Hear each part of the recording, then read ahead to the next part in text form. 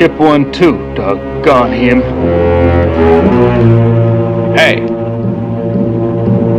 Hey, come on.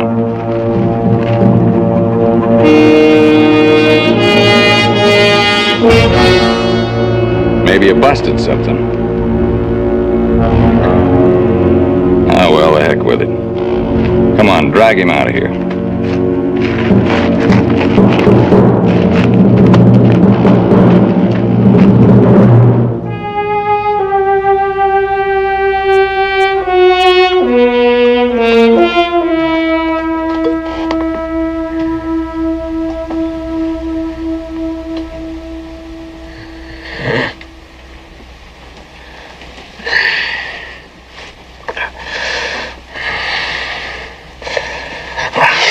Hold still.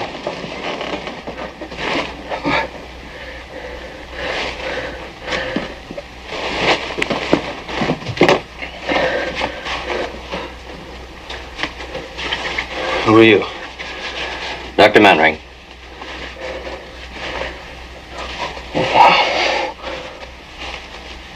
There's nothing much wrong with you. I'm gonna have to take your word for that.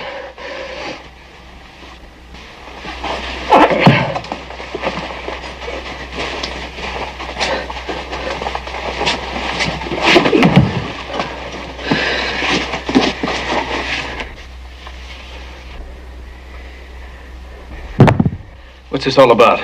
You're in jail. What for? What's going on? You be quiet. What am I doing in here? Don't you know? I haven't got any idea. You hear me? I've got a right to know what's going on. Right? I guess not. That goes for you too, Doc. Look, you can't just throw a man in jail for no reason.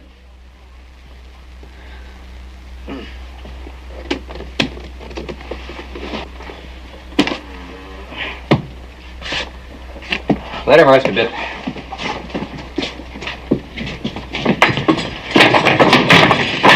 I'll tell you frankly, I don't approve of any of this.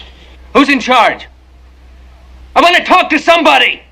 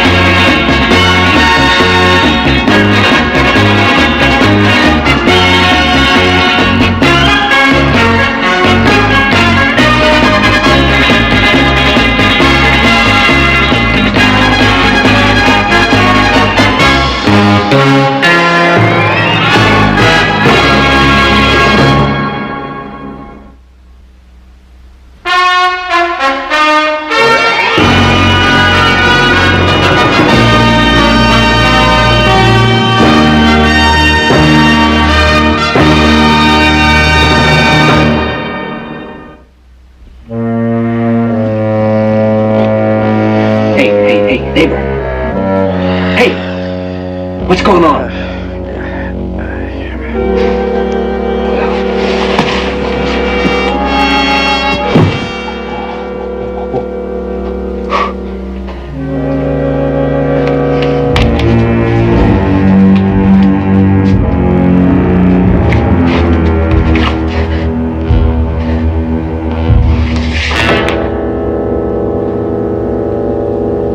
Hey!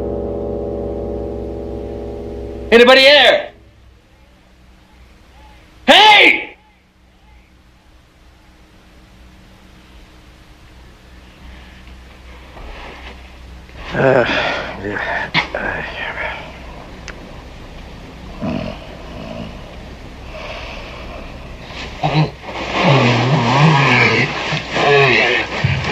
Howdy. What's your name?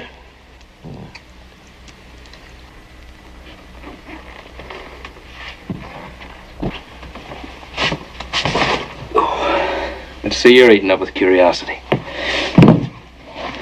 So I'll tell you. Mine's Candy. What's going on? My head hurts. Well, that gives us something else in common, friend, because so does mine. Mine hurts worse than yours. You can't be sure of that. There's the black spots in front of my eyes. So do I. When I stand up. Well, I got 'em lying down, and there's these little specks of light. You got me beat. Hey. You got my sympathies. You got anything to drink? No, partner. They picked me clean. Oh, that dang woman! Oh, blast her anyway!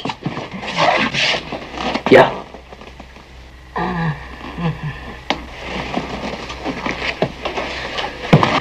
I suppose you'd give me some idea what's going on around here. Look, I told you my head aches. It'd be a help to me if you quit tromping around in them nothing boots of yours.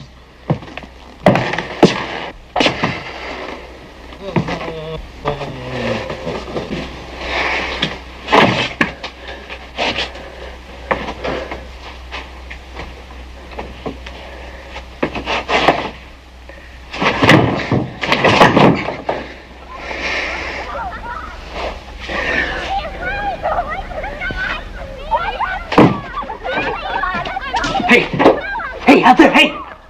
Hey, what's going on around here? Hey, Roy, hurry! Can you hear me? Oh! Hey, cut that out! Cut it out! You almost got him right out! Don't go away! I want to ask you something!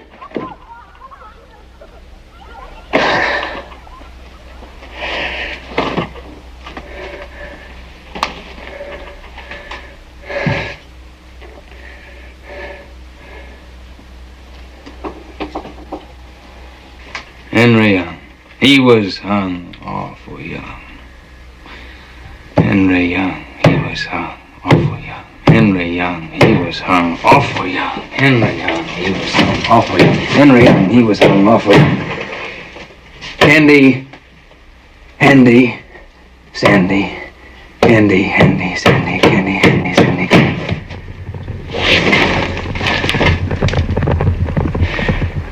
Just a dandy.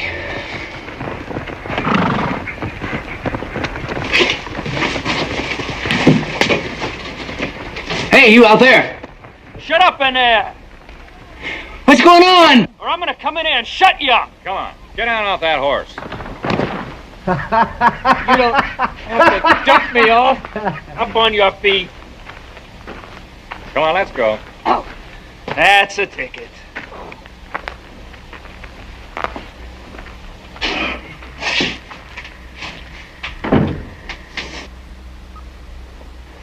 I don't know about you, friend, but I'm beginning not to like this at all. All right, get in. How long I'm gonna be here? Keep quiet.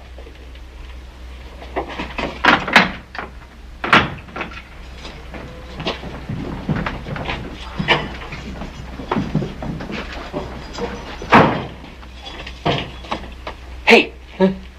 Who's that? My name's Candy. Mine's Bird. What the heck's going on here? I'm kind of hoping you could tell me.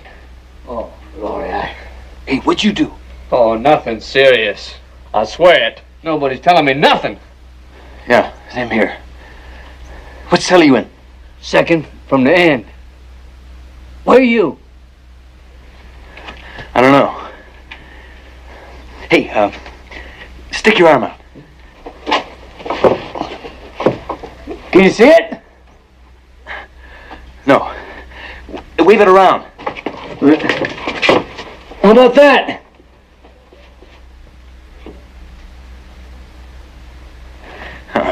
Get that arm back inside. All right, on your feet. Where you taking me? Let's go. What are you guys gonna do to me? Come on, move. Oh, why did they have to put you in here? That's exactly what I'm trying to figure out, friend. Would you just come over here for a minute? Well, come on. I want to know how one man can make so much noise. The boots, Mister, if you paid more than $1.25 for them boots, you got robbed. Oh, all that tromping around ain't helping my headache none. Oh, I plumb forgot. I'm sorry. Do you know what they're up to? Really bothers you, don't it? Yeah. Oh, I think I'll just let you fret on it for a while. That's very kind of you. I heard the whole thing, you know. I've been here since last night. Drunk. Some. Well, man spends all week slaving to repair boots that ought to be thrown away. He needs a little fun. What I heard before they put you in here was purely awful. Awfulest thing I ever heard of. Yeah. What? And it's for me to know and you'd find out. No, you don't know. Well, maybe I don't. Then again, maybe I do. Whatever makes you happy, friend.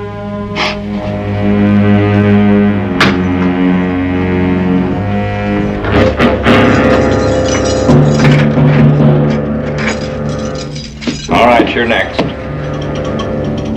Come on!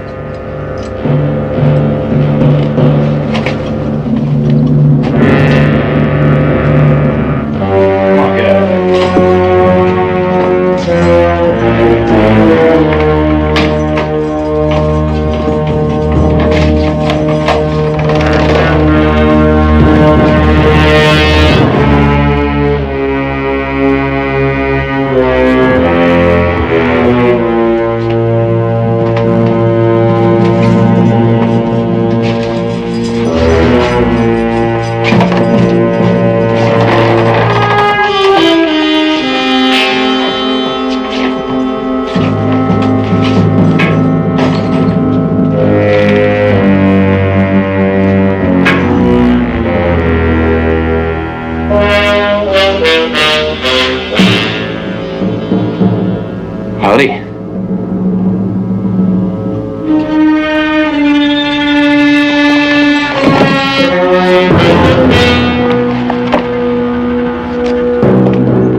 Sit down. I was kind of wondering where my stuff was. Are you in charge here? Ain't he the cool one, Mr. Burnham? If there's anything missing, I want to know who to hold to account. What's your name? Kennedy. People generally call me Candy. Where you from? Near Virginia City.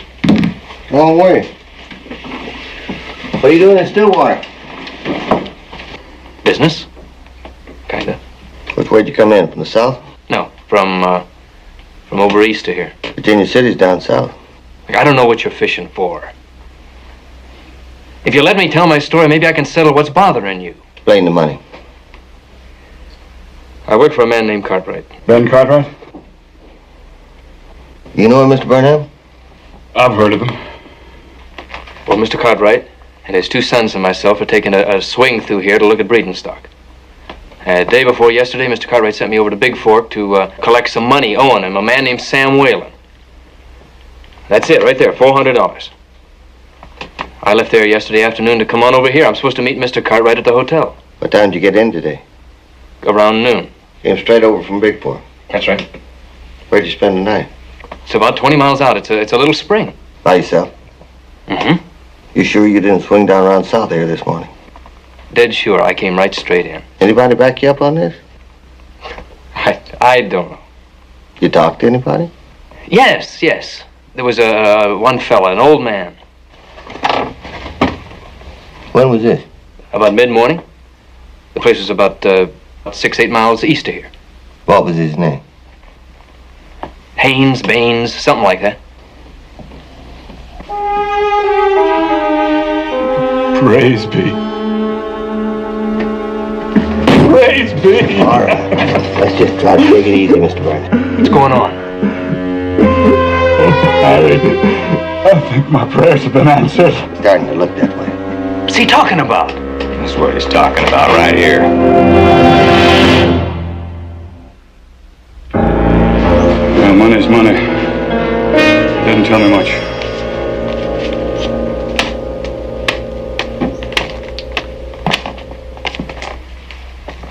Where'd you get this? I told you. Tell me again. I collected it from Sam Whalen. It's owing to Mr. Cartwright. This Whalen, he knew you were coming for it? That's right. A funny way to do business, wouldn't you say? It seemed all right to me. This amount of money, men generally use a check, bank draft. That's what I was expecting. That's the way Sam wanted to do it. I don't like carrying that much cash around with me. Must have broke your heart. It was Saturday. There was no way to get a bank draft. I bought the money belt. There's no paper in any of this stuff to indicate such a deal. Why should there be? I gave Sam a receipt. He gave me the money. I don't need a paper. Look, if you don't believe me, ask Sam Whalen. He's in big form. We got you here. Look, Mr. Cartwright can vouch for him. He's probably at the hotel right now. From what you say, he hasn't seen you for 2 days. He doesn't know what you've been up to. Who was with you? Nobody. There's no point in lying, boy. We know you were there. Where? Where? Look, I don't know what you want. If you just tell me what you're after, I know I can straighten it out. Well, that's the idea, son. I spent a lot of years questioning people. You never tell them how much you know. It makes it a little harder for them to trim their story. What'd you do with the rest of the money? I didn't have any other money. It's Steve's bunch. Partner got it? How many times do I have to tell you I don't have a partner? How do you explain the horse? One horse. Horse you left over at the livery stable? Oh, well, didn't think we knew about that, did you?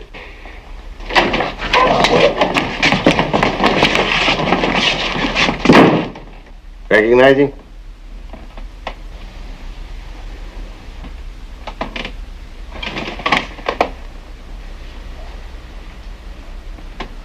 No, am I supposed to? Where'd you find him? Going down that old wash. As soon as he saw us, he took off hightailing. I mean it. What's your name? I'm John Fairson. Throw him in back. Search him. Good. How you fellas doing, Louis? Well, looks like we hit pay dirt.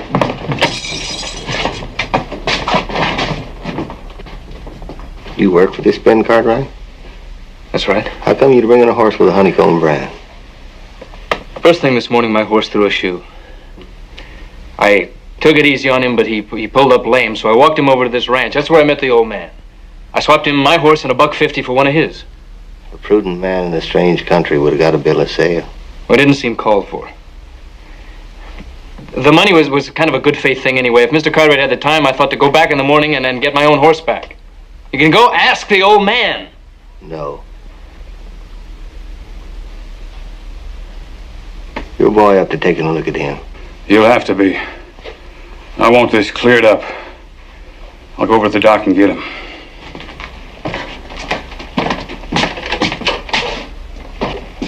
Can you please send somebody to the hotel, see if Mr. Cartwright's in yet?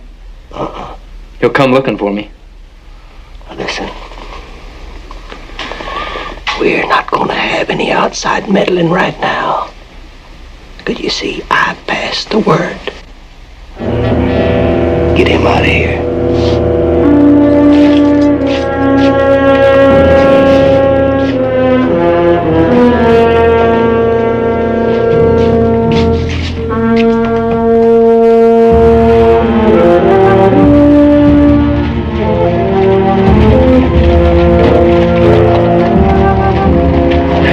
I'll take care of the horses in gear. I sure hope this place has a bath. Yeah. It does. Save me some water, and I don't mean the pee cup either.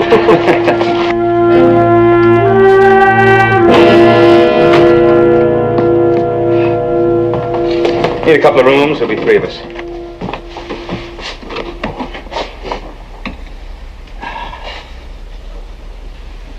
Mr. Cartwright. Hey, you got a bath? Yeah, we do. We're meeting another fellow here. Probably checked in earlier today. No, sir. Young fellow, name's Candy. You're the first today. Must have made better time we figured. The rooms are right at the top of the stairs. Yeah, he could have been glad, I guess. Thank you.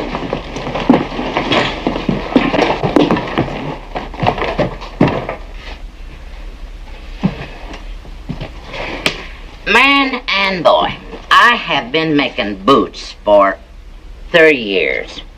I am the best bootmaker this side of the Mississippi. Lonnie Stern is my name. You've probably heard of me. No. Can't say that I have. Well, everybody'd know me if folks around here bought my new boots instead of wearing their old ones until they split, and they pull them on and they go all the way up their knees. It's enough to make a body reach for a bottle. Hey, you sure you ain't got one stashed on you? No, I can't help you. Well, I told you my name. What'd you say yours was? Oh, Candy. That ain't no name for a man. I don't know. It taught me how to fight. You take my name, Lonnie. You won't find that on no horse or no lapdog or... Woman? You don't have to enlarge on it. You had to mention it, didn't you? Mention what? Woman. Makes me think of my wife, and she's the one who put me here. You know, last night I got home and we had some words about me drinking, and I had to cuff her a couple of times, you know, just... Well, she carried on something fierce, but there wasn't no need. Women can be difficult. Are you married? No. Well, don't make out that you know something about it, 'cause you don't. She never done nothing like that before. Well, heck, this time when I... Well, she hardly even lost her balance. Hey, would you settle down? You're making me uneasy. All right, I will, if you tell me what's going on here. Well, you mean why they're putting people in jail and all? Yeah, that's what I mean. All right. Now just sit right down. And then I will tell you. It's been going on for a couple, 3 hours, you know. Yeah. Tromping around and yelling and riding off. Why? Confound it, why? What started it? I was just funning you before. I don't know. There's nothing like a good laugh to brighten the day. My feeling exactly.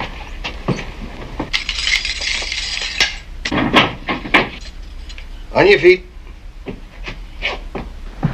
Now, Peter, you take a good look at him. I don't know. Sheriff, the boy ought to hear him say something. Yeah. What's your name? Vern Crandall. I want you to say this. Go fetch that Jimmy John of coal oil. What for? Just repeat it. I want you to go on and fetch that Jimmy John of coal oil. Do you recognize the voice, son? Have you seen this man before? I think so. Maybe. I don't know, Pa. Take him out to the office and we'll go over him again.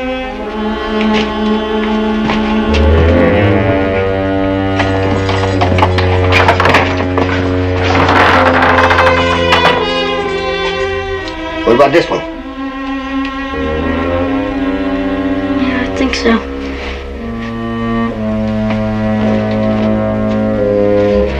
Peter, are you sure?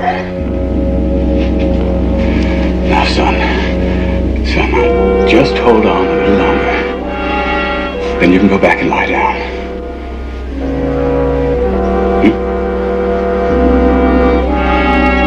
All right, son. Is this the man you saw today? Yeah.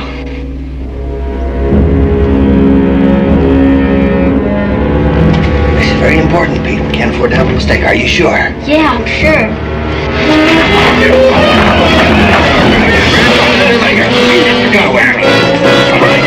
Easy, just take him. Here, take the boy with you. Take him with you. Hey, Pa! Pa! Pa! I'm sorry. All right, let's just leave him alone for a bit.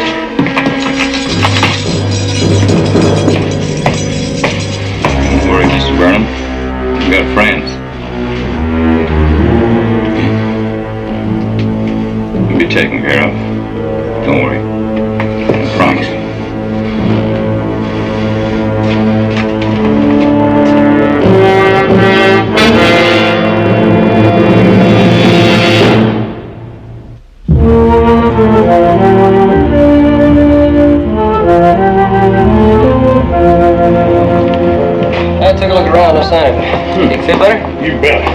stripping a couple acres of this dirt off of me. Have there been any messages for me? No, sir. That ain't like candy. No, it isn't. You sure? Positive. Can I see the register, please? I wouldn't forget a name like Candy. It's not in here. I'll just take a look for myself. You can take my word for it, can't you? Turn it loose. There's no candy. You won't find it. This person to register was 10 days ago.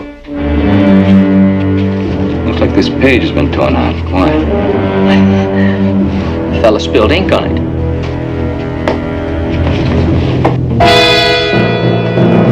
He's been here, hasn't he? You let me be. I never heard of him. Hey, I'm sorry. I tried funning with you, teasing you. It's all right. It's all right. Now, would you tell me what you done? Nothing. Do you know a man named Baines or Haynes? Old man Haynes. He's Burnham's father-in-law. Helps run Burnham's ranch. Oh, then that was Burnham's ranch I was on this morning. I swapped a horse with old man Haynes about 10 o'clock.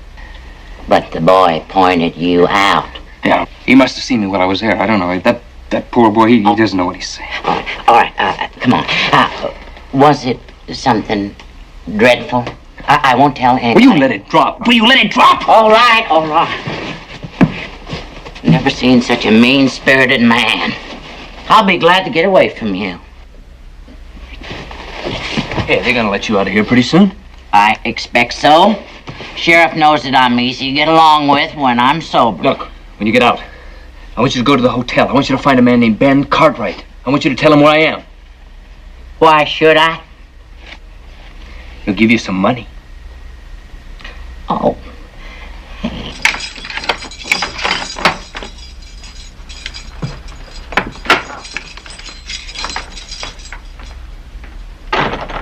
Vern?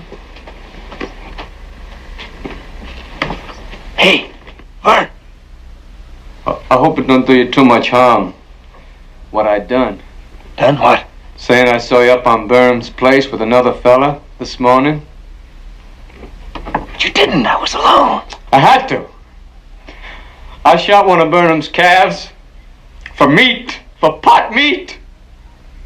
That's 10 years. Yeah. They said to just forget it if I help him. I'm sorry.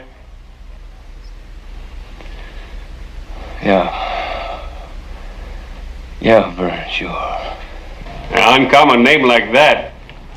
If I'd have heard it, it'd have stuck. No? No, he ain't been here. Just don't understand it. Well, it's just the 3 horses in today, the ones he brought. Is there any other stable in town? No.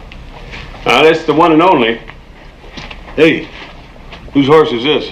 It ain't got your stable brand on it. Oh, that's Mr. Burnham's honeycomb brand. He's a regular customer. Oh, when I said only the 3 horses come in, I meant horses I didn't know. Bob! Candy saddle. You're mistaken, mister. That's mine. The left stirrup. See the nick? Yeah, it's candy. There ain't no question about it. Like a lot of saddles have nicks all over them. It's a strange place to keep a saddle down there. Look, I'll keep it anywhere I want to. I'm closing up.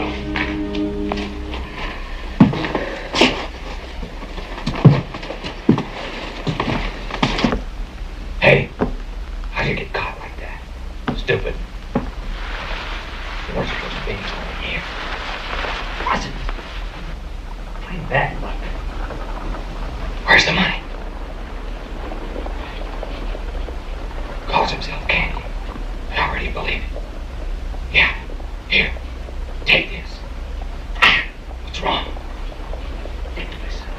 Get it out of sight.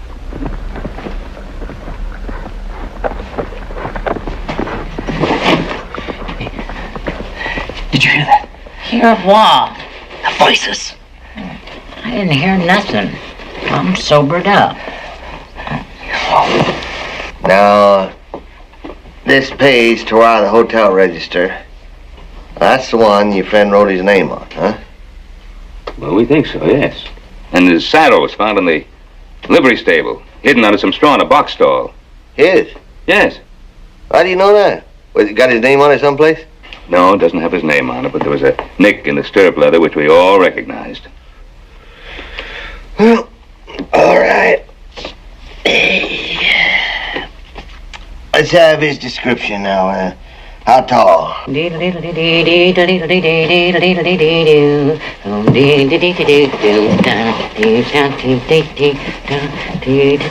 you'll get out before dark? I generally do. You be sure you go straight to Mr. Cartwright now. Huh? Tell him I said to give you $20. That much, huh? Can you remember the name? Oh, sure. You better tell me yours again.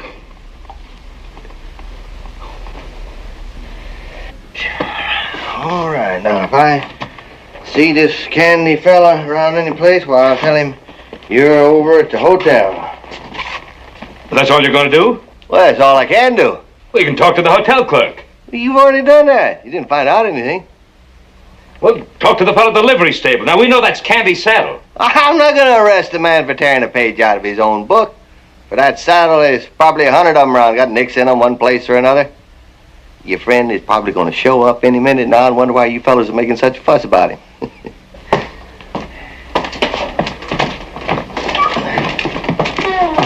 No, don't worry, fellas. He'll show up.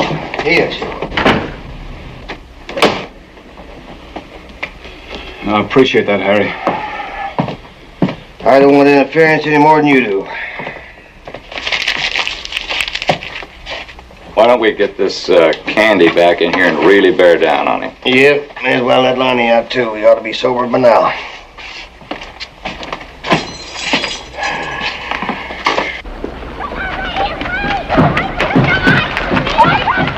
Nobody leaving admits seeing him. He's got to be around here someplace. Yeah, page tore out of the hotel registry. Saddle hidden over there in the livery stable. Well, he didn't ride out of town bareback either. I know of a lot of places we haven't looked. Come on.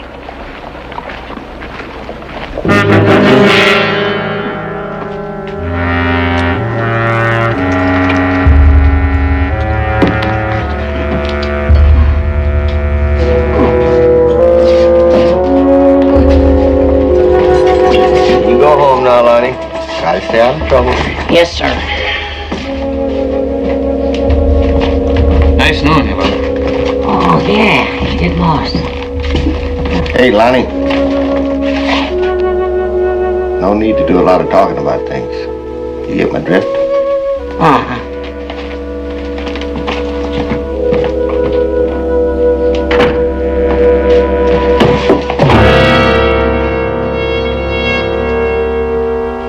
You ready to talk? I've already said everything I'm going to say. One of the survivors identified you, boy. We got a witness back there that saw you and your partner within 2 miles of Mr. Burnham's place just a few minutes after the... Killings. Go ahead and use the word. It'd be a lot better for you if you was to tell us the whole story. Where's the money? Who's your partner? I can't help you.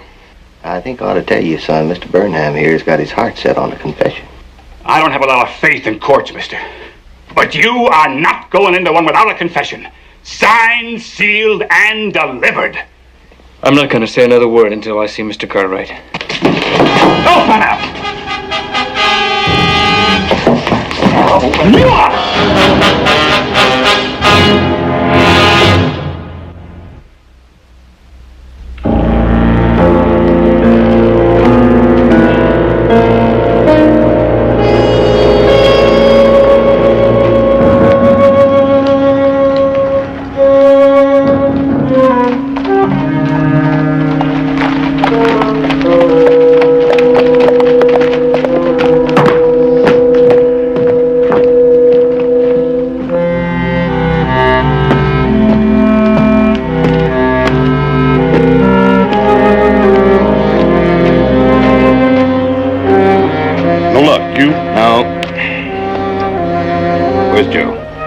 freight yards out on the edge of town. I been down every street and alley in this town, talked to everybody I could meet. There ain't many out, but nothing. Yeah, same with me. Well, Candy's in trouble. Wherever he is, we're gonna have to find him. Hold him. Let's put him in here. Easier to feed him.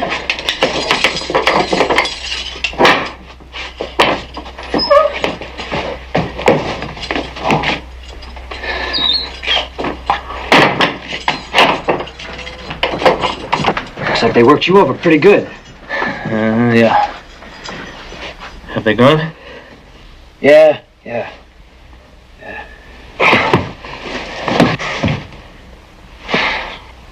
Putting on an act for them, huh? A little. They get rough enough, they can make a man talk himself blue in the face. You say anything? Just ouch every now and then. My name is John Ferson.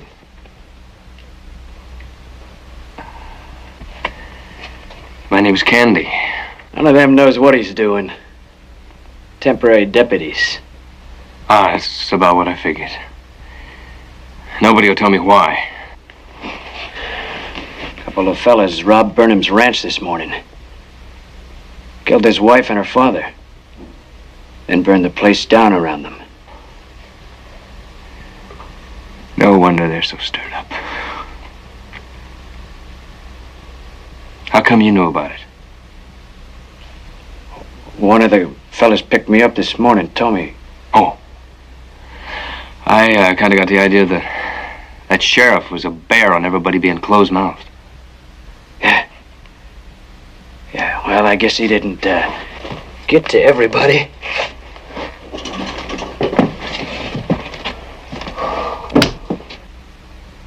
Yeah, I guess not. Hey!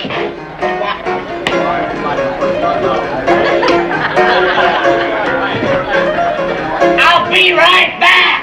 You'll see. Nothing? No. Well, I guess we'll wait until morning. Let's go in.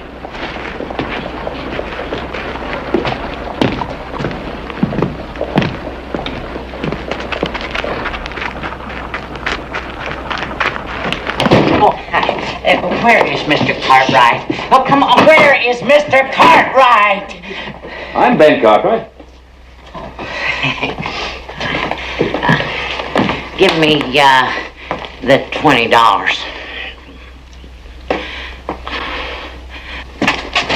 Suppose they're gonna work you over again. Yeah, I suppose so. It don't have to be. They missed it when they searched me. I figured I'd jump them when they bring some food around. I could use some help. If you're game. Come here. All right.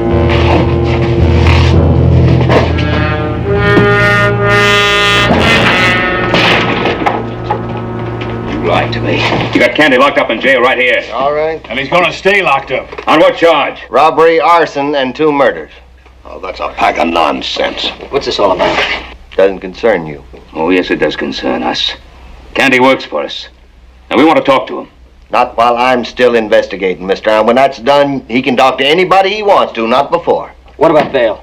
Judge is riding in on Monday. You can see him about bail. Be a waste, though. He's not going to set bail, not for murder. Look, Candy has a right... Right. You may carry a lot of weight back home.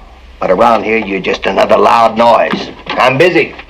You hamper me in any way, I'm liable to toss you in jail. Is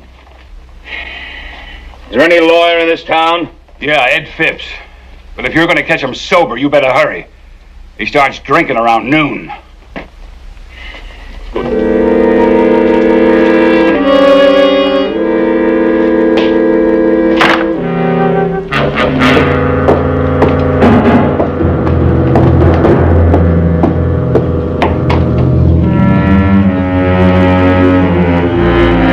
Get back against the wall.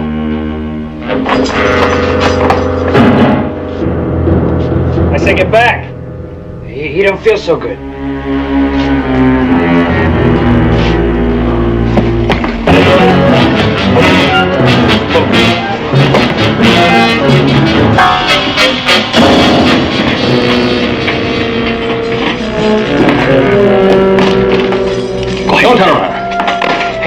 That knife in your boot, mister, was very convenient, and I'm very suspicious. You're going first. Hello. Hold on a minute, huh? Jim? Jim? Jim, it's me, Johnny. Jim, it's me, Johnny.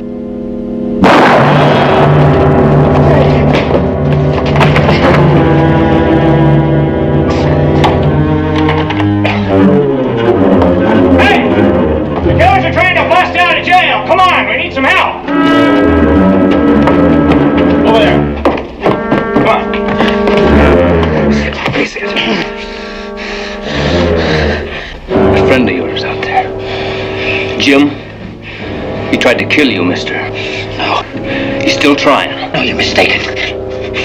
He's the one who slipped you the knife, isn't he? No. Partner? No, you're wrong. You're wrong. All right, on your feet. Let's see if I'm mistaken. You're gonna walk out there with your hands up. Over there.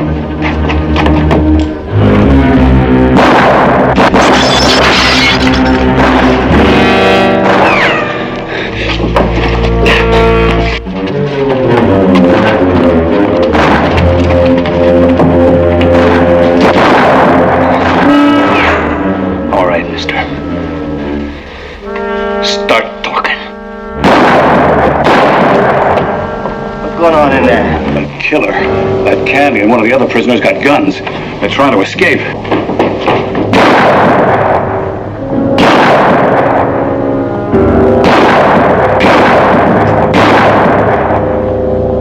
Candy! Us? Yeah!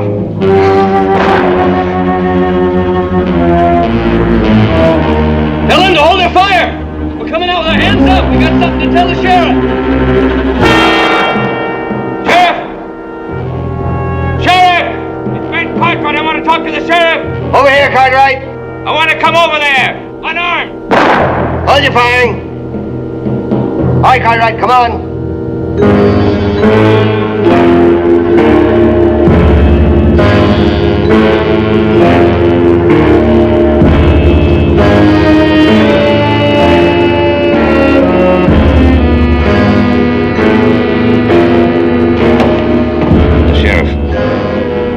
Whoever else is in there with them, they're going to come out. Empty-handed, no guns. If anything happens to them, I'm going to hold you accountable. Everybody, hold your fire. Prisoners are coming out.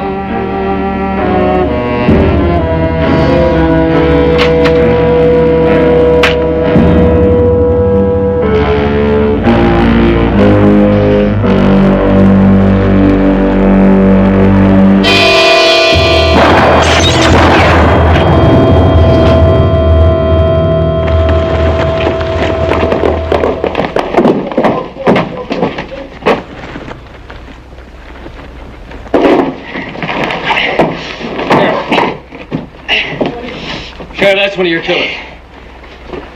This is the other one. He's ready to talk.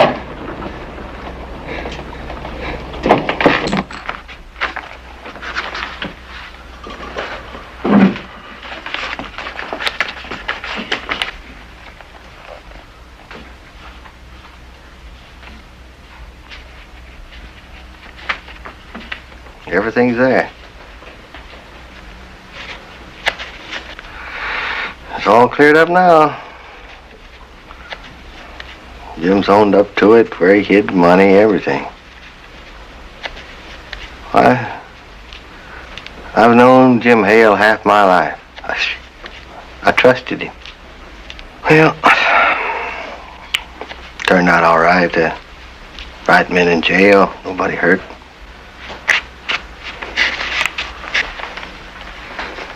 So, I guess you fellas be heading on back down south. Yeah. Yes, just as soon as you've given him everything you owe him. Excuse me? An apology. Oh, well, of course. That goes without saying. I'm real sorry, son.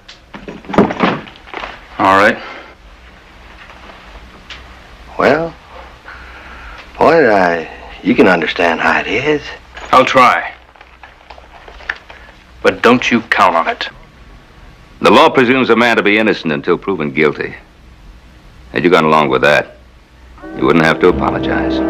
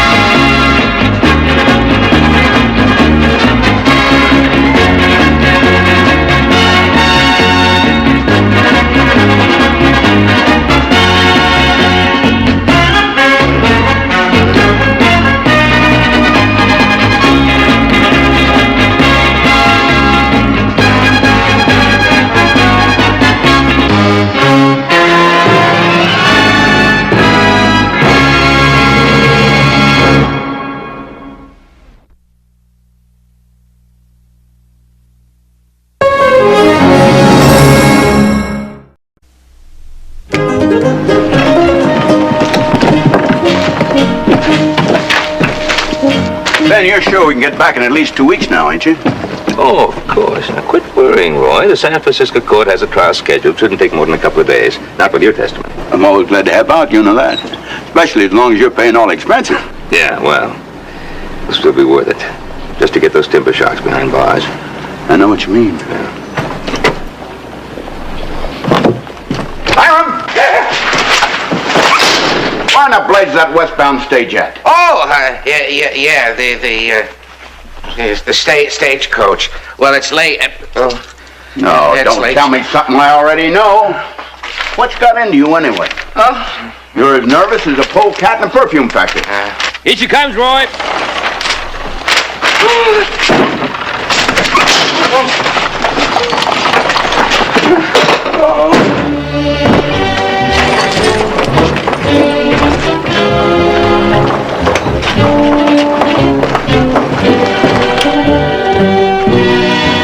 Ah, lovely town, eh, Fairfax? If you say so, sir. I do say so. May I assist you, ma'am? Oh, thank you kindly. Hoss? Ah, Paul, how are you? Paul, I'd like you to meet Mr. Forbes. Mr. Forbes, my Paul, Ben Cartwright. Pleasure, Mr. Cartwright. A great pleasure. Forbes? Paul, this is Miss Sissy Summers. How you do? Summers? There is an adequate hostelry. Oh, of course. Just up the street, the Palace Hotel. Thank you. Fairfax? Coming, sir. Fine feller. Fine gentleman indeed. Oh, no finer than you, Mr. Cartwright. The way you protected me against that uncouth lout. There was to have been someone to meet me, a Mr. Peabody. Hiram Peabody. Oh, Hiram. Well, ma'am, you ain't far away. He's right behind you, right there in the stage office. He is? Yeah.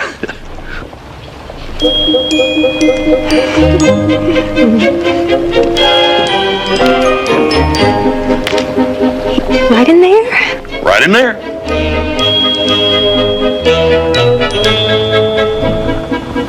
Oh, dear.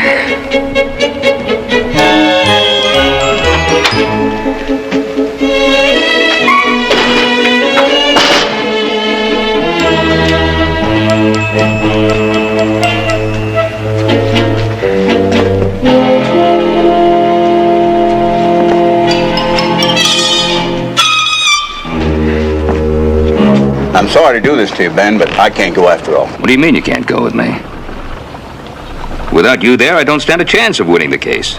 I want to go, but I just can't leave this town without any law. Well, you hired that deputy from Placerville, didn't you? I ought to know. I'm paying his salary. You're supposed to be paying his salary, and he's supposed to be on the stage, but he ain't. He letting it down. And because of that, you're going to let me down. Ben, I don't want to, but I have no choice. With Clem out of town, there's no other sheriff to watch over things. I think I got the answer, but I got to ask one more question. His name by chance wasn't Roscoe Willard, was it? Do you know him? Oh, we became briefly acquainted, yeah. Oh, got a little brisk there toward the end. Last time I seen him, he was walking back to Placerville. He wasn't in too good a shape. Oh, that's fine. Oh, that's real fine, Hoss. I'm not about to ask the why or wherefore, but But because of what happened, whatever it was, Sheriff Coffey can't go with me to San Francisco, and I stand to lose a rather considerable sum of money to a bunch of timber thieves. And you beat up on Roscoe Willie. Well, I guess he ain't as tough as his reputation makes out to be. Oh, he's tough, all right, Roy, but when my hair gets all worked up, I recognize a match for him, all right. Yeah, you're a match for him. Yeah. Yeah, you would be a match for him, wouldn't you? Roy?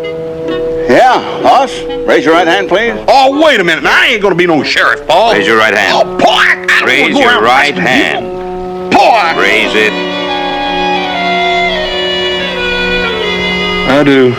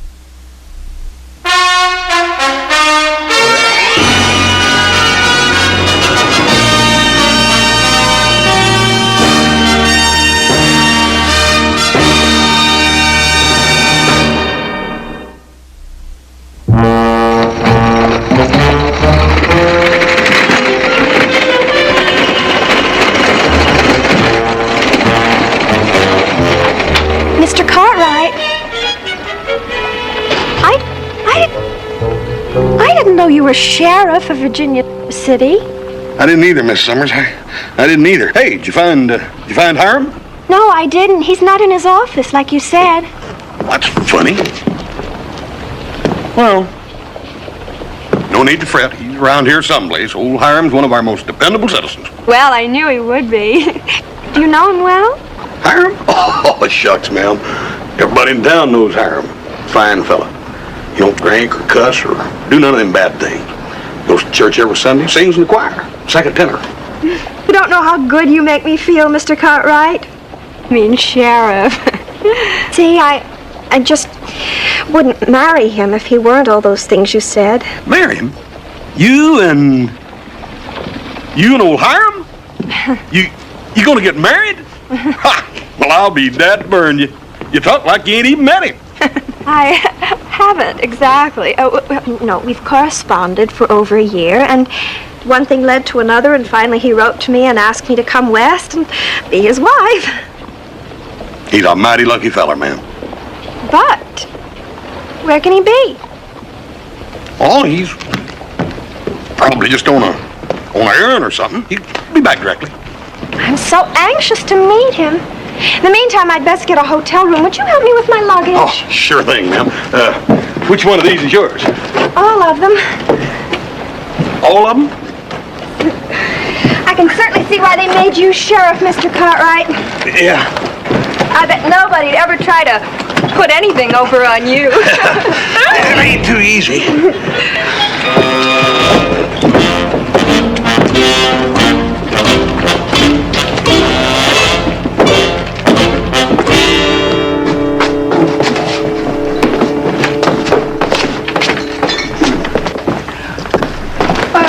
Mr. Cartwright, I didn't know you were sheriff of Virginia City. Mr. Forbes, I wasn't until just a few minutes ago. Remember that big feller on the stage? Well, never mind. Now, I want you to meet some gentlemen. This is Mr. Green, and this is Judge Franklin. This here's my little brother Joseph, and this is Candy. This is Mr. Forbes. He came in on the stage with me. Cattlemen's ranchers. I'd have known it even if Mr. Cartwright hadn't told me. And you two are gentlemen of commerce. You, sir, finance. Why, yes. I happen to be a banker. Yes, I know. You have that look, integrity. You're a merchant? Why, yes. I am a judge, but I also own the Virginia City Mercantile. How did you know? My little secret, sir. Bartender, round for the house. And a bottle for me, the finest. Well, what brings you to Virginia City, Mr. Forbes? Business? Pleasure? Oh, a bit of both, a bit of both. It's certainly nice to have you here. It's an honor to have a gentleman of your quality visit Virginia City. Thank you.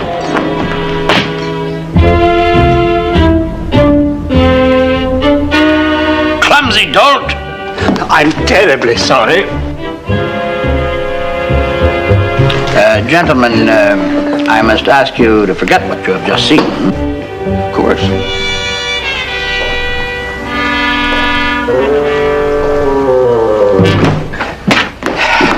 I've been asking all over town. Nobody's seen Hiram. His office is locked up. You've got to help me.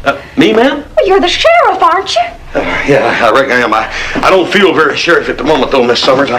Oh, call me Sissy. I'd feel much more comfortable, Sheriff. Well, just call me Hoss, so would I, ma'am. Then you'll do something. You'll help me. Well, ma'am, there ain't no use in getting all frazzled up. Old Hiram's probably just out running an errand around here in town somewhere. Oh, Hoss. You're just a big old fuzzy bear when it comes to boosting a girl's spirit. Hey, look, Miss Summers, Sissy, why don't you just run on back to the hotel and I'll round old Hiram up and get him all spruced up. Well, I don't care about that. I just want to meet him. His letters were so strong. Just reading his wonderful words, I knew he was my man. Yeah, well, I'll round him up for you, ma'am. I'm going to insist that Hiram choose you as his best man. That's a promise. Ah, thank you, ma'am. Good day. Woo! That was close. Hiram, what in tarnation are you doing under there? Well, I was waiting here for you, and when she come in, I just barely made it into the desk before she saw me. Oh, my, what a narrow escape. Hiram, that little Miss Summers is a sweet little lady. If I thought for 1 minute that you were fiddling around. I swear, Hoss, I didn't. It was just so easy to write all them letters. Oh. Overdid it, huh? Told her you were 6'2"? 6'3". And rich. And handsome. And that's why you're hiding from her. I'm weak and paunchy. Besides, I'm not ready for marriage. Babies, diapers, responsibilities. All bridegrooms are like, you'll get over it. There's only one way out of this.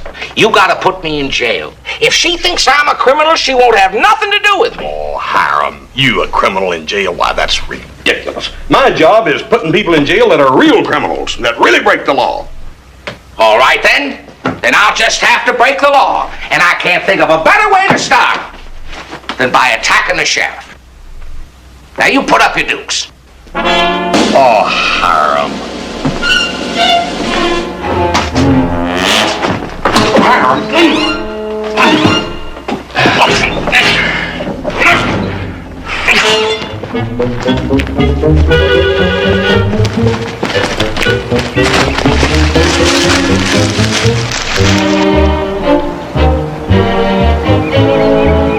No doubt now, is it, Judge? You notice it's my property they're looking over? And drat. I wish I'd have bought it from you last year when you was offering it to me for $5,000. Don't suppose that offer's still open, is it? The price has just gone up. Way up.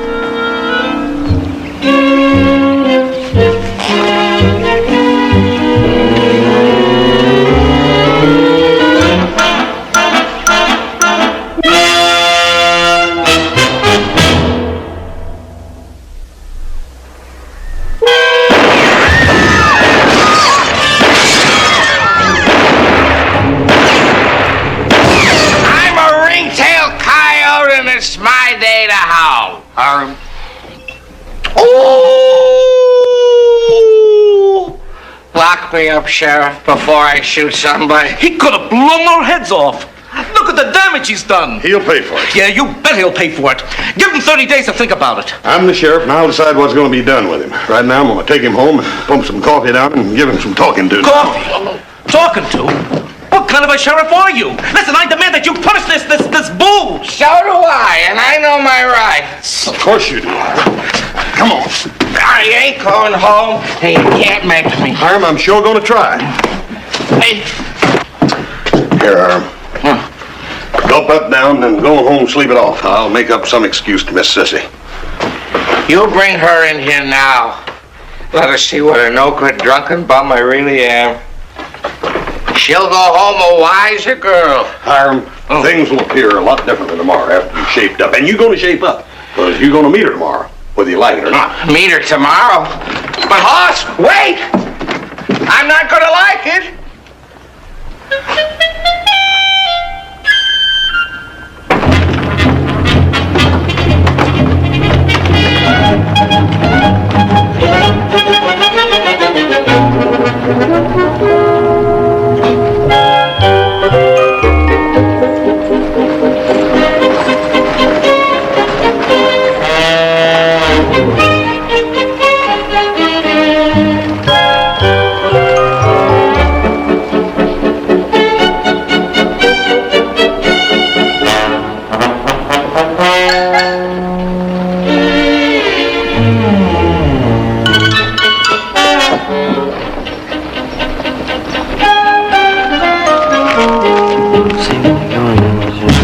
Jeez, I'm sorry, ma'am.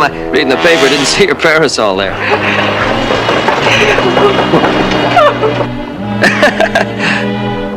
Are you looking for someone? No. You must be. Joe. Yeah. Joe? Yeah, my friends call me Little Joe. Oh, let me get that for you. No. You're... Hey! Sheriff! Hey! Sheriff! Man, what you doing? Sheriff! Oh, me, not Sheriff! Sheriff! Sheriff! Sheriff! What? Sheriff! Sheriff! Please, did you arrest the smasher? Ma'am, that ain't a masher. That's my little brother, Joseph. Now, give her back her umbrella, Joe. Well, he certainly is forward. Yes, ma'am, he is. Sometimes so much so he falls right on his face. He's always putting his mouth in his foot.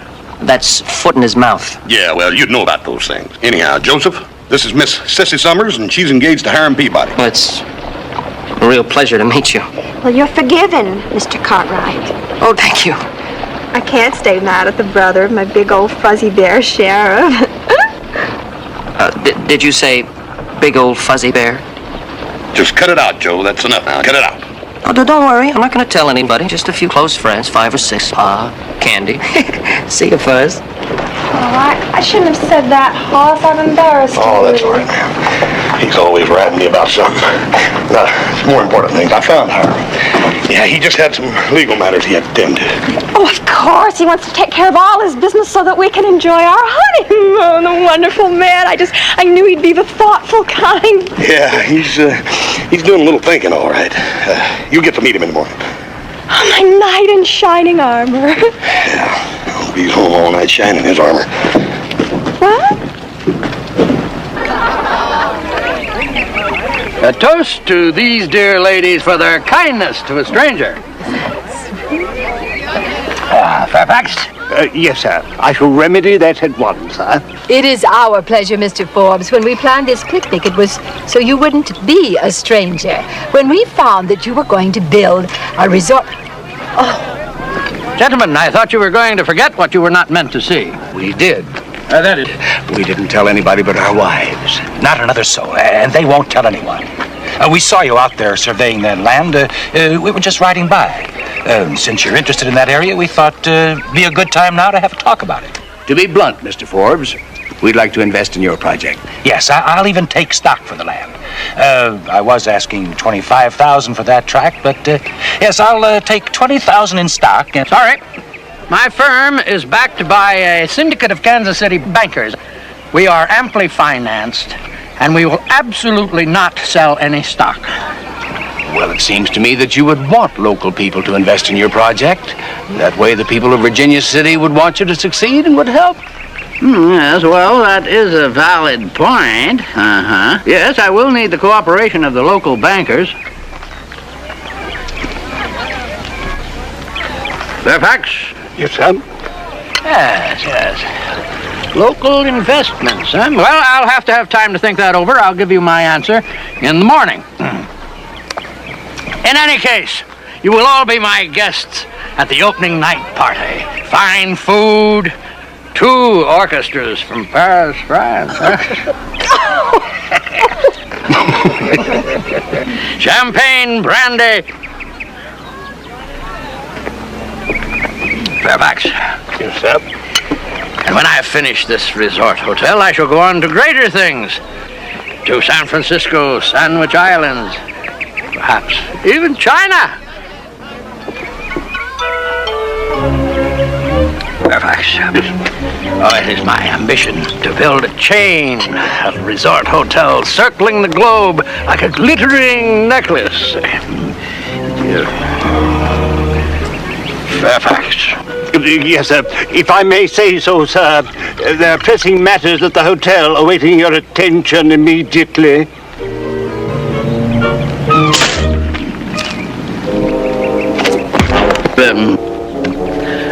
Yes, sir. Yes, sir. Yes, sir. Yes, sir. Yes. Pressing matters. Yes, pressing matters.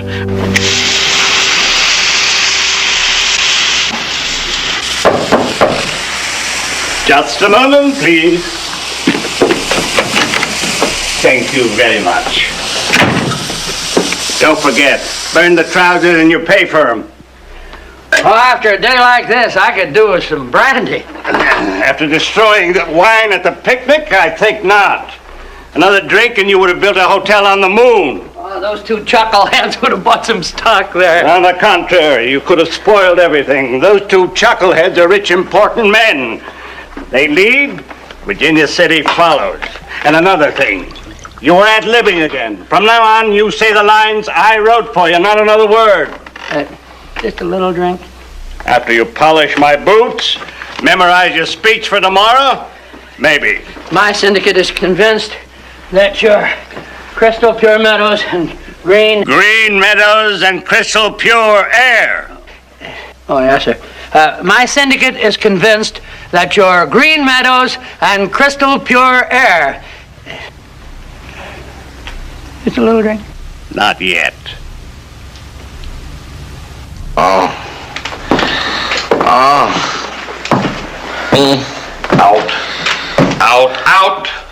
I'll kill myself. And I'll work you over good if you do. Now, I promised that Miss Sissy you're going to meet her in the morning, and you're going to. You're the law. You're supposed to protect me. Hiram, that's enough. Out.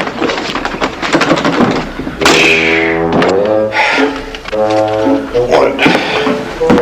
Madam Marova, Bunko Games, Fraud and Swindling, Texas, Arizona, California.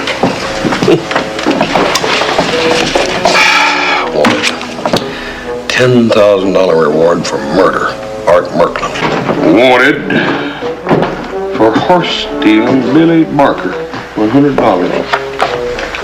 Hi, Sheriff.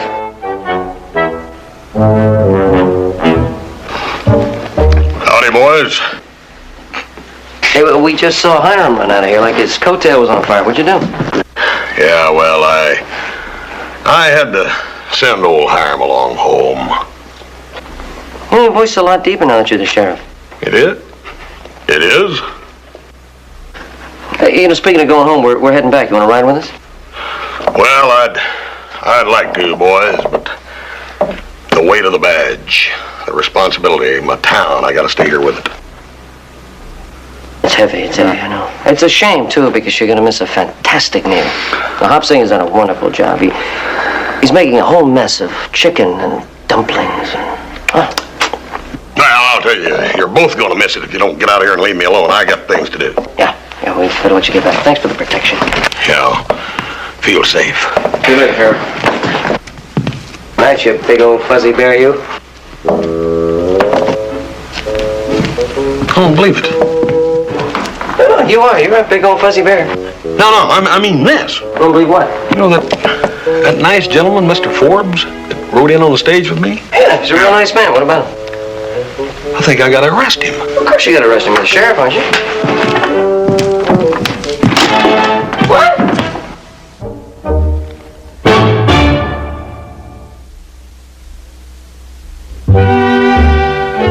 There it is, the projected new hotel. Well, my syndicate is convinced that your green meadows and crystal pure air will bring floods of the wealthy from the smoke-clogged cities of the East.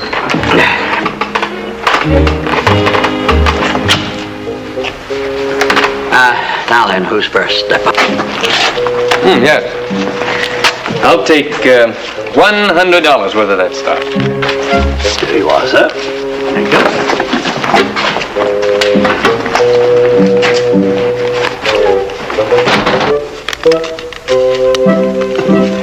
$1,000. There you are, $1,000 worth of certificates that will be worth double in no more than a year. Mr. Green will deposit the money in my account.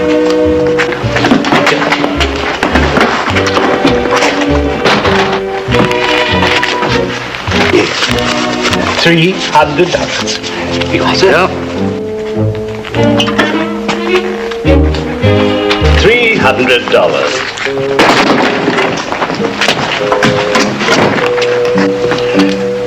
$100. Yeah. Mr. Forbes. This is a stick-up.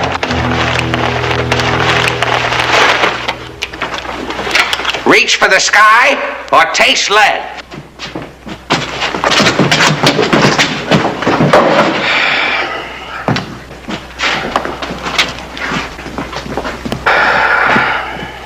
Didn't you hear me? I said this is a stick-up. Yeah, I heard you, Hiram. Well, I confess, I did it. You did what? What? Peabody, have you completely lost your mind? Yesterday he shut up the saloon and you refused to arrest him. Maybe now you're convinced he's a criminal? Yeah, you heard him. Arrest me. Oh, Hiram, give me those things before you hurt somebody. Hiram, you're making a fool out of yourself. But, Hoss, you've got to put me in jail. I ain't gonna do no such a thing. Oh, Hoss. Mr. Forbes. I realize that you're only a temporary sheriff, Hoss, but I'm certain that you understand that attempted bank robbery is a serious crime. Hiram here had no intention of robbing your bank. Hiram, come on, get up in there and go home and no more shenanigans, you hear? But, Hoss, you gotta lock me up. I'm a mass menace. Of course he is. I am the one that has to decide what punishment goes with what crime. And in Hiram's particular case, the punishment is to not be locked up in jail. You break that little lady's heart and I'll break every bone in your body, you hear me? Now you get that silly thing off your face and go home and behave yourself. Go on. Well, in all my days, I have never seen such a rank miscarriage of justice. Scot-free, I can't believe it. Dereliction of duty, that's what it is. With Cartwright for a sheriff, every crook in the country has a license to rob and cheat us. That ain't true, Mr. Franklin. As a matter of fact, I came here to arrest a real criminal. A rotten, no good for nothing, dirty, thieving scoundrel. One who is ready to really skin you. You're under arrest, Mr. Forbes. I'm taking you to jail. Let me see this. Well, there's not even a mention of a Cavendish Forbes here, not even a picture. You've got nothing to go by. Nothing to stand on, huh? No picture, huh? Well, there's a description here. Listen to this. It says here that Farthingale Frobisher, or whatever name he was using at that time, is 6 feet high. Stand up, Mr. Forbes. It goes on to say that he weighs 200 plus pounds and is stout. And that's pretty obvious. I do hope, sir, that you're not going to allow the misguided zeal of this inexperienced lawman to spoil your relationship with our community. I'm certain you can show him the error of his ways. To err is human, to forgive divine. I'm gonna do the human thing this time. The divine can wait until I get a message back from Butte, Montana. I done telegraphed that sheriff over there about you, sir, and you're under arrest. Come along, Mr. Forbes. Why, this is an outrage. At least you can wait until you get your answer, which I am certain will completely clear Mr. Forbes. And which I am certain will give him time to skip out of town with all the money he's collected, too. No, not a chance. You're the one that told me that my job was to protect the community, and that's exactly what I'm doing. Now, come along, Mr. Forbes, you're under arrest. If I am not released within an hour, I shall cancel the plans for the hotel. Come on, Fairfax. I'm sorry, sir, but the duties of a valet do not include the humility of durance vile. I am sure that the jail is very filthy, so do be careful with your trousers, sir.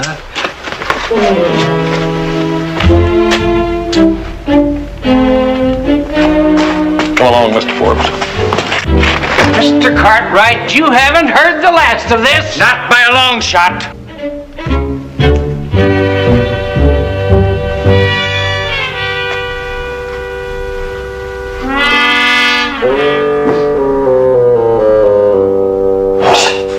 Well, you sure got this whole town in an uproar. When you botch things up, you botch them up good. You got any idea what Forbes' hotel would mean to this town? Yes, I do, Joseph. Do you have any idea what it would do for this town if he absconded with all the funds that he's stolen, including Candy's $100? You see, they'd blame me for that, too. All right, suit yourself. You know, I've heard of towns where a lynch mob just comes to the jail and pulls the prisoner out, but I think it's going to be the first time I've ever seen him pull the sheriff out. Joseph, you run along. I am perfectly capable of handling any situation that might arise here. Except that one. Handle it for me. What? Where is the sheriff? We want to see him immediately. Yes, Keep your phone. He's coming. Mr. Cartwright, I want you to open that cell door immediately. Mrs. Green, I have no intentions of doing no such thing. Oh, we are well aware of your stupidity on that score, but we have no intention of disobeying the law. But there is no law that says that poor, persecuted man cannot be allowed a few of the comforts of life. Now, where are the keys? I will not be intimidated by a bunch of... Keys? There you are. Oh, thanks. Come along, girls. Stand fast. Joseph, you... Sheriff, give us a hand. Nice. Lovely ladies, absolutely lovely. Your generosity has warmed the cockles of my heart. Dear Mr. Forbes, we wanted you to know that every decent person in Virginia City is behind you, excepting one misguided creature, a fool who allows known criminals to run rampant while he harasses a fine gentleman. We hope you haven't changed your mind. Well, in the face of Mr. Cartwright's insult to my integrity, I must confess I did consider looking for some friendlier town. However, how can I refuse you? You ladies have been so gracious. Yes, I will continue to sell stocks. Anyone who wants to buy stocks, I will do business right here. Pass the word along, Fairfax. If you say so, sir. Be very careful of the trousers, sir. Well, I gotta tell you, I think you're making a mistake about this Forbes fella. Look, if he knew the jig was up, if he was a con man, he wouldn't keep selling stock while he's in jail. Joe, I know exactly what I'm doing. I can handle it. Right. You know best. I just wonder what the penalty is for false arrest.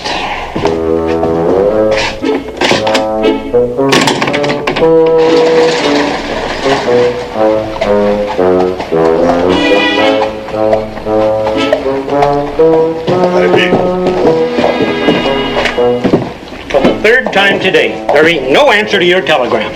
Not that there's any doubt what it'll be. Cartwright. You used to call me Hoss. That's before you almost ruined the sweetest setup this town ever had.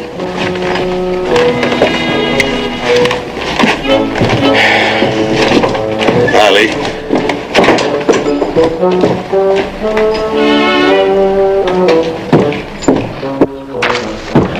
Irving, Norman.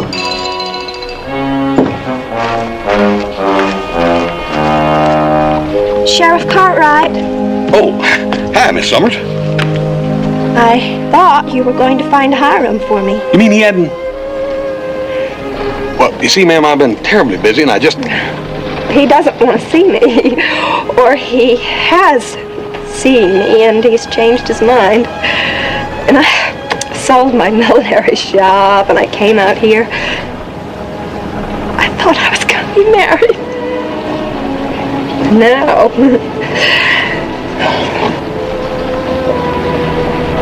Oh, ma'am, don't be upset. Why, there's lots of fish in the ocean. Maybe. What's a woman my age going to use for bait?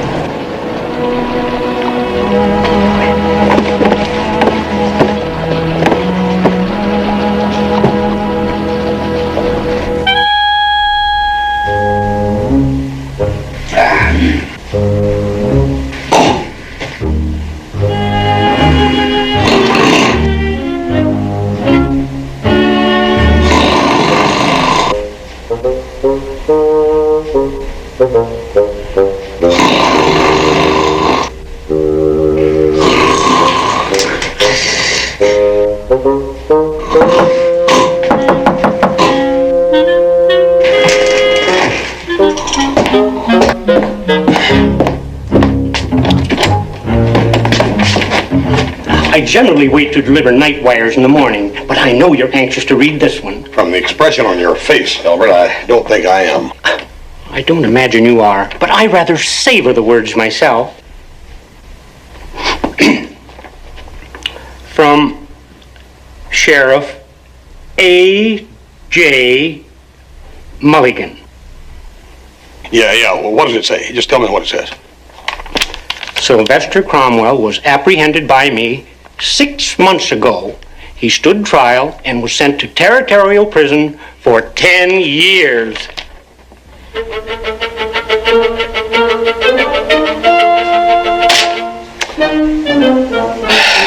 Thanks a lot, Albert. Thanks much.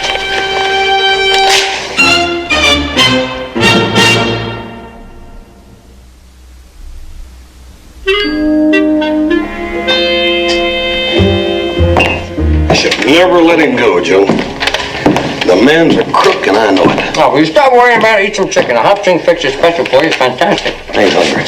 You gotta eat something. Burn it. Joe, I only did what I thought was right. Well, everybody knows that. They didn't expect that much from a weekend sheriff. That's some chicken. Look here. This wanted poster describes Forbes right down to the clothes he wears. Oh, maybe this Forbes and this Forbes fella had the same tailor. Who knows? Yeah. It says here he even traveled with his own valet. What's a valet? Valet? No, valet. That's a manservant. A manservant? Mm-hmm. There's nothing unusual about that. When a man's got a lot of money, he can afford himself a manservant. Well, how much money have you? Can't afford this kind of check him.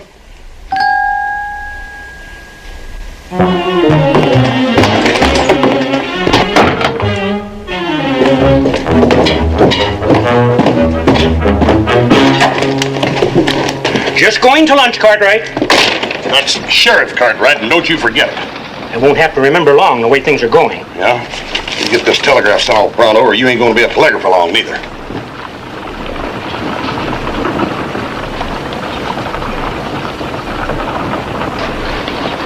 Boy. Oh, boy. You don't know when you're licked, do you? All right. All right. I'll send it. I'll send it. Hey, where you been? You left this place like a tornado here, John. I'm ready for some of that chicken now. Does that do it? That does it. Praise be. I'd rather have this one.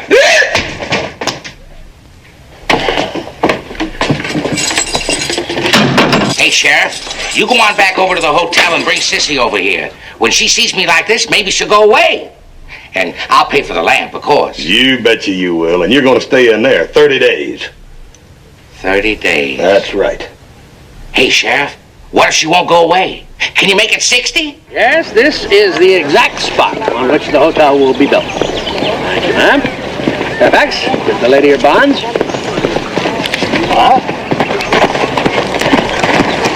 Hello there. Sure. Hi, sir. Good to see you. May I be of assistance, sir? I'm Albert Higgins, telegraph operator. If you say so, sir. I'm not supposed to do this, but Cartwright sent this telegram a while back. I think it's just terrible the way he picks on fine Mr. Forbes. With your permission, I shall bring this to my master. You let him know I brought you this. He'll remember me. I bought $50 worth of stocks. Of course he'll remember you. He likes to see young men get ahead. His only wish is to make the world a much better place. If you say so, sir. Excuse me, sir.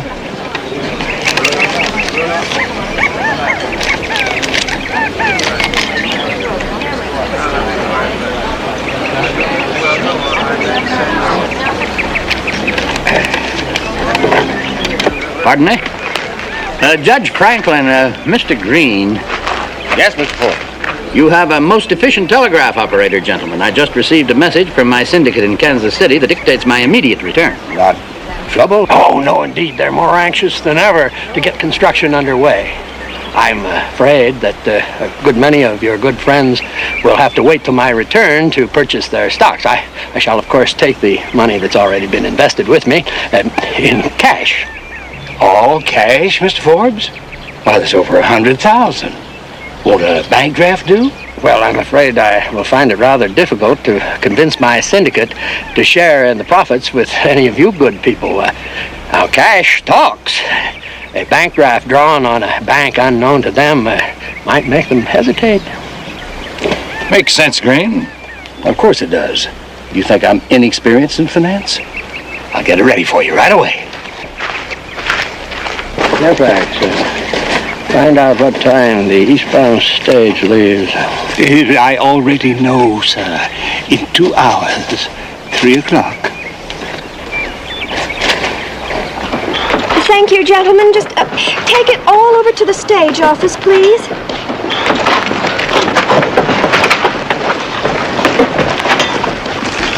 Hello, Miss Summers. Now, looks like you're leaving us, huh? Sooner the better. Since I've been here, Hiram Peabody hasn't shown his face once. It'll be pretty hard for him. He's in jail. Right over there. What? He's in jail. So that's where he's been hiding. Oh, and your conniving brother has been in on it all this time? Oh, pretending to be my friend? Wait till I get a hold of him. Lawman's lot is not a happy one.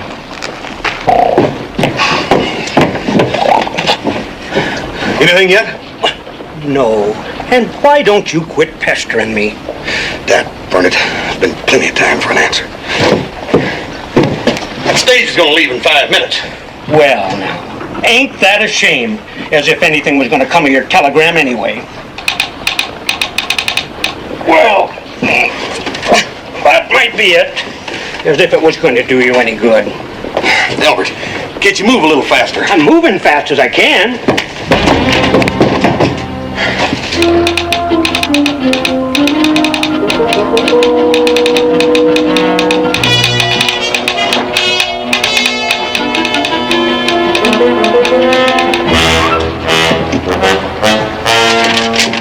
I'm ruined.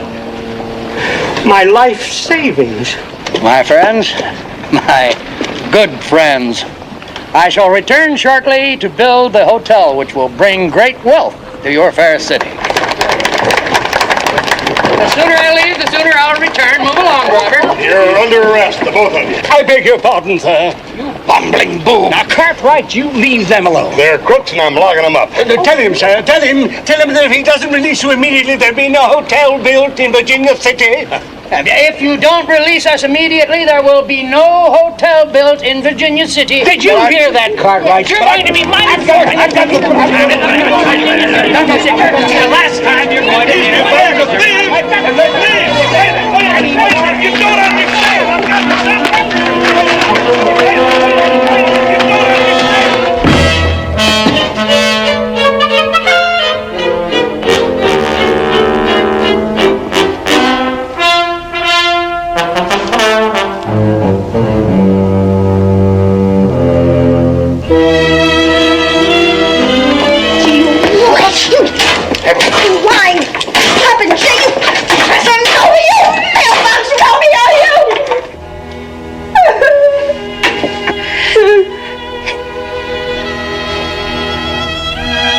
You're beautiful.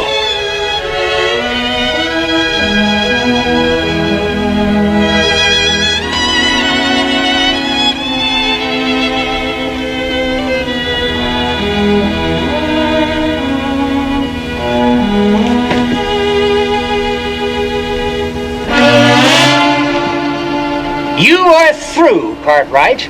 And unless you want to get yourself beat to a pulp, you're going to apologize to Mr. Forbes. Mr. Forbes? Fairfax? Mr. Forbes? Oh, where's Mr. Forbes? Where are they? Where could they be? Forward. Strange, ain't it? There's an explanation. Mr. Forbes is no crook. He is a crook. Mr. Forbes is a crook. But he ain't the main one. That's what I've been trying to tell you. It's Fairfax. He's the main crook. He's the brains. He hires them dummies and puts them clothes on them and makes them say what he wants them to say. And then when all of the suckers get wise and start putting them in jail, Fairfax walks quietly out of town with the money.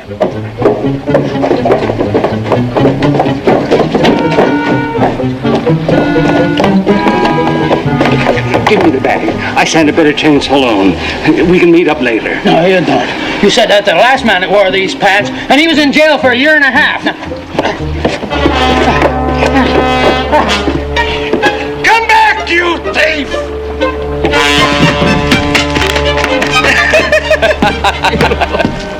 Hey, wait. Where are they going? Hey, I got a feeling there goes your $100. Not my $100. I'll cut them off. Right. Come back! Come back, you crook!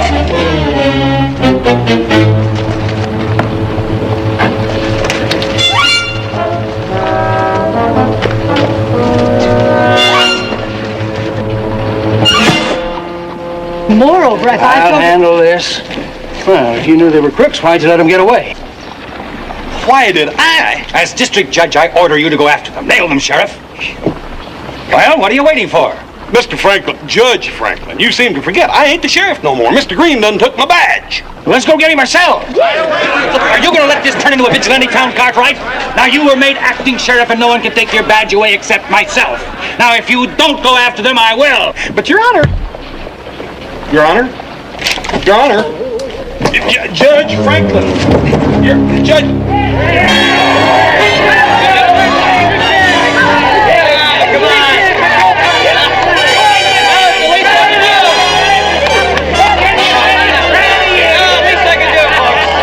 Do you, Hiram Peabody, take Sissy Summers as your lawful wedded wife? I do. The ring, please. The ring! Oh!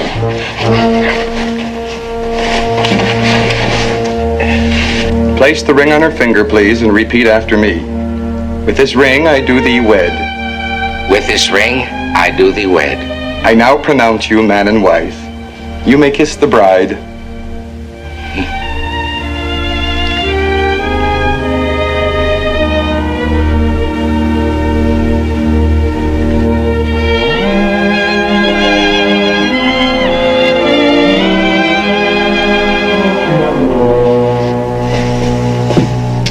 Hey, Sheriff, how long are you going to keep me in here anyhow?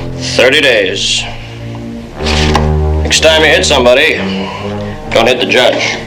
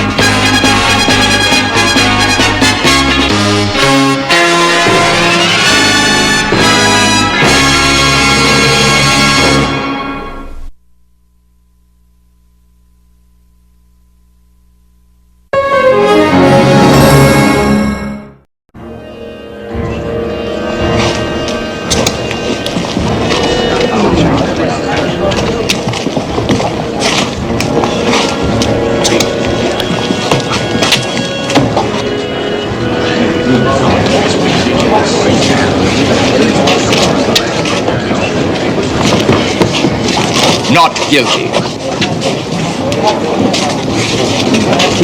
He's not guilty.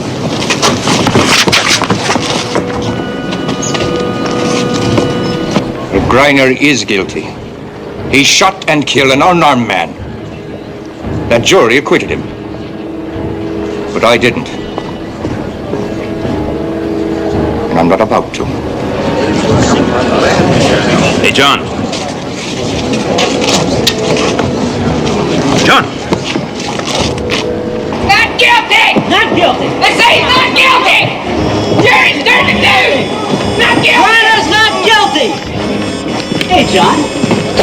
you going? Hey, Mr. Deegan, wait up! He's gonna get himself a gun. I'll bet you. I bet you. There's gonna be a lot of people unhappy about that verdict. Unhappy? More like wild. Have you seen Jim Fisher come out? No, we were looking for him. Boys, you're blocking the doorway. Please, spread out. Go on home. Go on about your business. Now, I'm bringing Will Griner out here, and I don't want any fuss or disturbance. You understand? Please, folks, move on. Go ahead.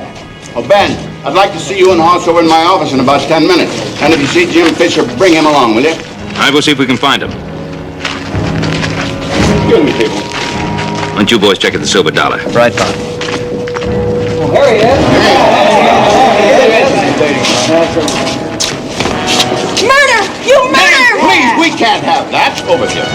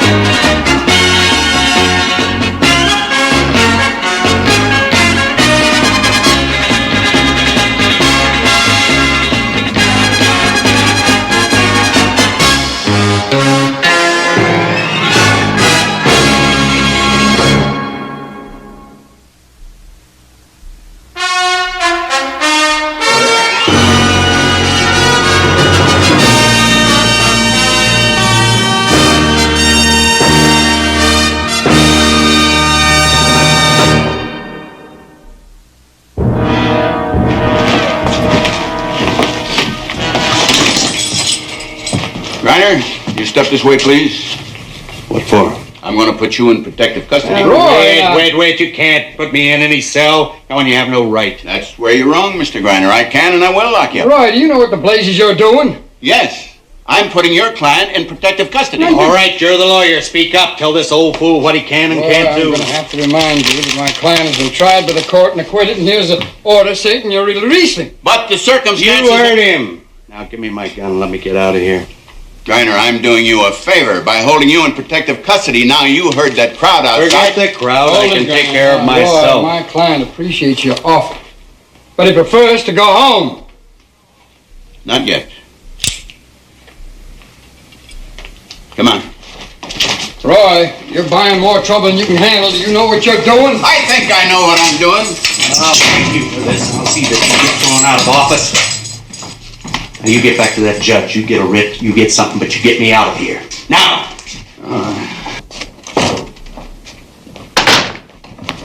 Guilty.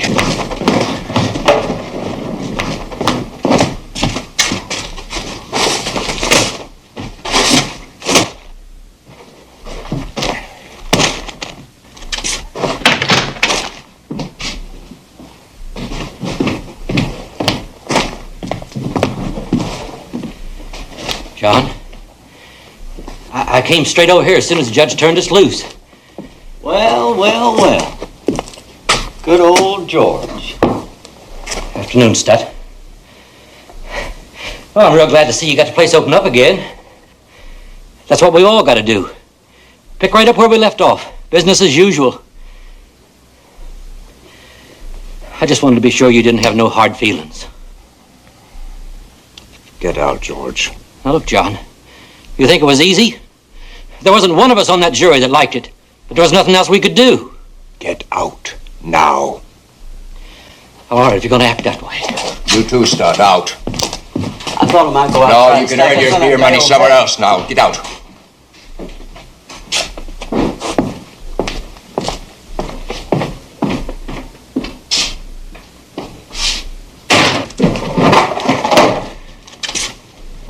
Well, looky here. Hey, Stat, look here what I found. Now, I was only doing my duty. You ain't never gonna see me in your barbershop ever again. Me and a lot of other people. We'll cut our hair with sheep shears. Run, you yellow dog, run! Yeah!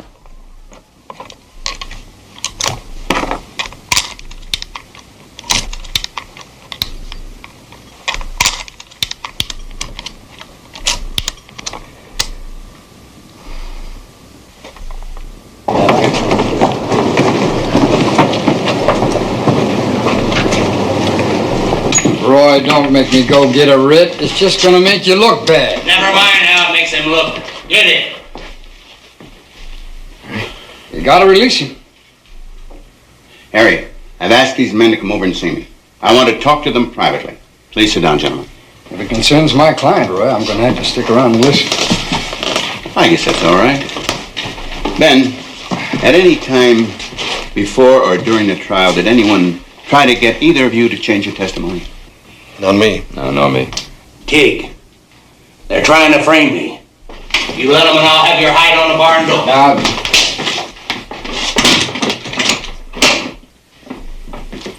If there was some hint that you could remember, some suggestion that maybe didn't seem important at the time, I could charge Griner and continue to hold him. Well, Roy, our testimony concerned that fist fight 2 days before the murder. Yeah. Roy, I'm gonna have to protest. You got no grounds for any of this. I say I do. Jim Fisher told one story in this office. He told another in court. Charlie Tettinger, key witness, never even went to court. Now, somebody got to them for sure, and you know it. I've been patient with you. Now, you gonna make me go get that writ, or are you gonna release him? I think Griner should stay in protective custody. Well, you know, there may be trouble. Ben, the man is being detained illegally. He wants to go home. You can't hold him here.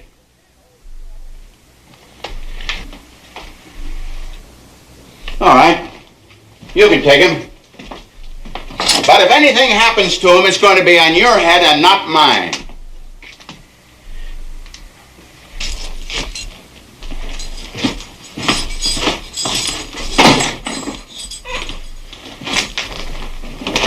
Ordinarily, I'd go after Jim and Charlie and shake the truth out of them, but my deputy's in Sacramento, and I just can't leave town the way things are. With some of those people, there's no telling what they'll do. I tell you, one who worries me is Johnny Deegan. Me too, Ben. See, isn't he a kind of a friend of yours? Good friend. Well, then you better get to him and talk to him, and maybe you can stop trouble before it starts. Yeah.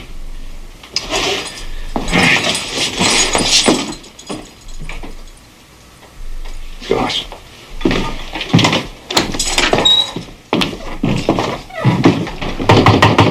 Please, let me talk to you. Louise. Oh, come on now, Louise. There's nothing to cry about. Everything's going to be all right, Louise. Oh, Ben, I'm frightened. He's going to do something dreadful, I know it.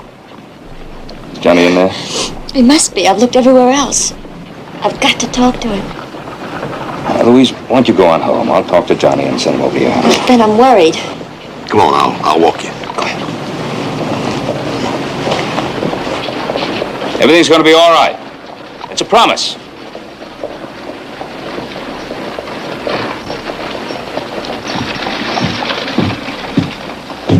Johnny, it's Ben. Go away, Ben. You open up this door, I'll kick it in.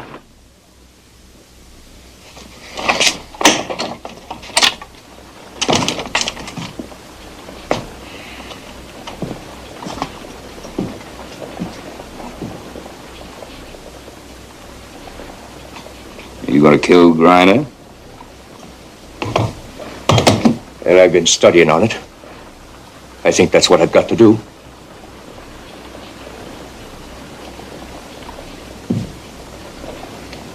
I think you'll find this is all in order.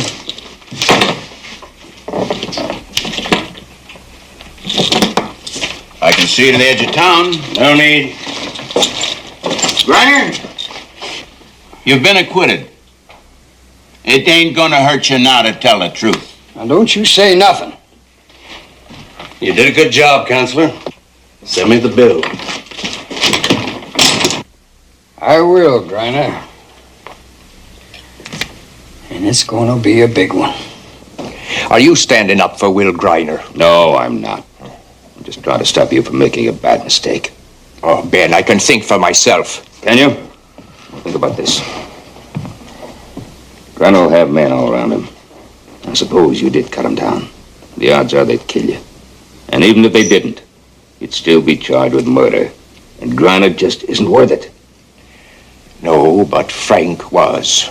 We grew up together, Ben. He was the finest man I ever knew. Yes, he was. Yes. And he believed in law and order.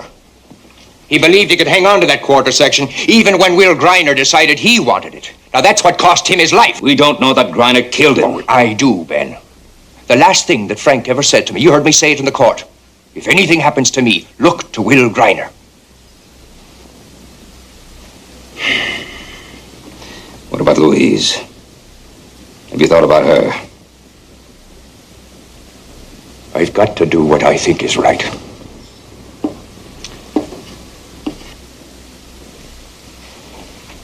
That trial was raw, Harry. You know that. Yeah, Roy, but Fury found my client innocent. There'll be others, and they're going to be a lot harder to convince. Go fishing, Harry. Week, 10 days, till the stink gets out of town. Well, Roy, unfortunately, like you, I got a living to make.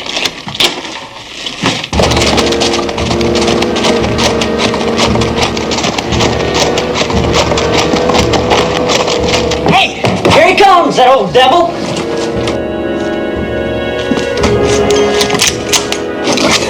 Will you stand clear, Ben? John, the law isn't through with him yet.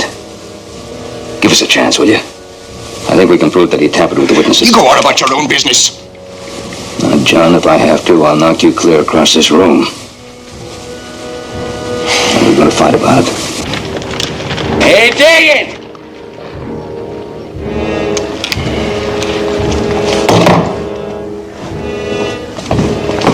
Well, Cartwright, you two tried to get me hanged. You'll find I'm not the forgiving sort. The both of you.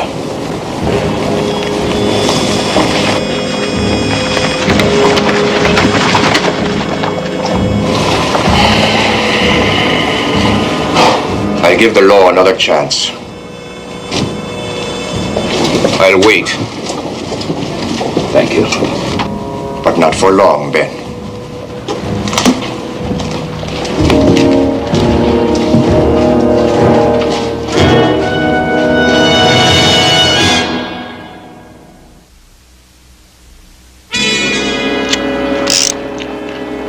You know the Tettinger place, don't you?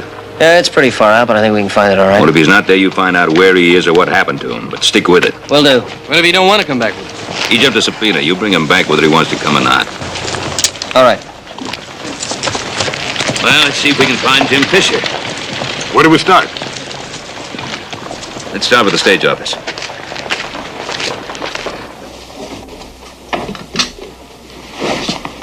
You heard me calling to you, pounding on the door. Yes, I was half beside myself, John. You must have known that. I suppose. But you shut me out. Why? I'm sorry, Louise. Believe me. John, I want to know why. I apologize. Can't we leave it at that? You can shut me out right here.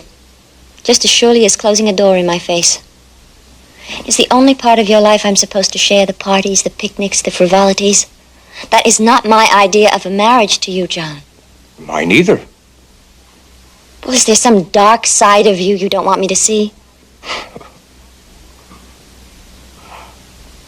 Were you enjoying the notion of killing Griner? No. It's just, I was thinking all through the trial, what if they let him go? And they did. If I didn't speak to you, Louise, I suppose it's because I was afraid. Of what? That you'll make me turn from my duty. What duty? To Frank. To Frank? Oh, John. Frank was a sweet, wonderful man. Beyond respecting his memory, you have no other duty to him. I do. You did. Or maybe you thought you did. Ben Cartwright and the law will take care of Will Griner properly. Now that's that. You mean that you were worried that I could talk you out of something as important as that? Mm-hmm. Well, this time, and I had no idea of my power over you. I should have kept my mouth shut. Fair warning, the man. After I have you safely married, I'm going to make you jump. Oh, no hoops.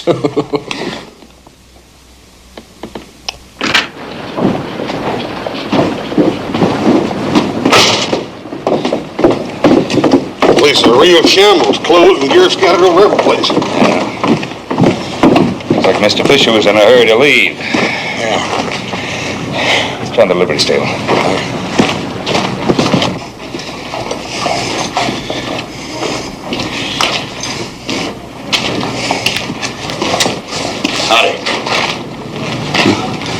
Well, listen, I ain't got time to gab right now. Like you see, I'm getting ready to go. This isn't a social call, Mr. Fisher. The sheriff would like to talk to you. No, like I said, I ain't got time. I gotta get out of here. Something about perjury.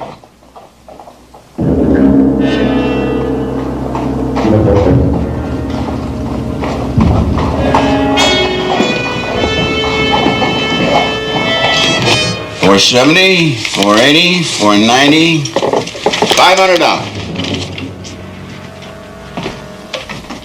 Well, I found it. Jim, there's very few men in this county that carry that kind of cash around. And if they lost it, I'd know it. I can't have that. Now, Will Griner, he's got this kind of money. He paid you, didn't he? No, you're wrong. You're wrong. All right. Then I'll just keep the money and try to find the rightful owner. You can run along home. No, wait a minute, Sheriff. No, that's all right. Go ahead. Too bad you're going to miss that little trip you'd planned, though. Sheriff, Mr. Cartwright, they'll shut me off for good and all if I don't get out of here. Who will? Well, I can't tell you that, Sheriff. I dassn't. Now, look, level with me. I'll protect you, providing you tell the truth.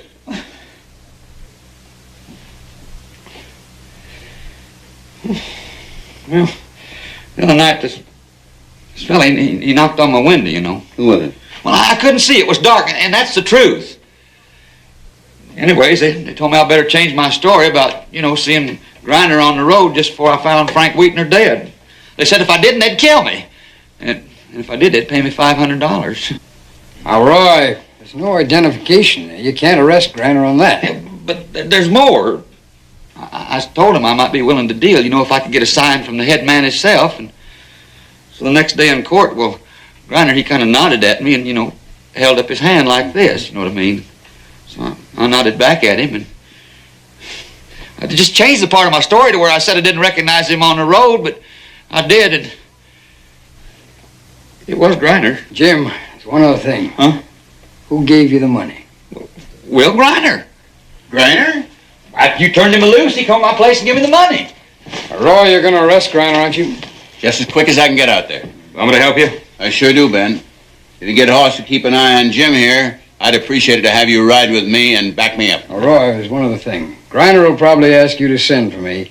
Well, this time you tell him to get another lawyer. I'll get Hoss. That'll be a pleasure.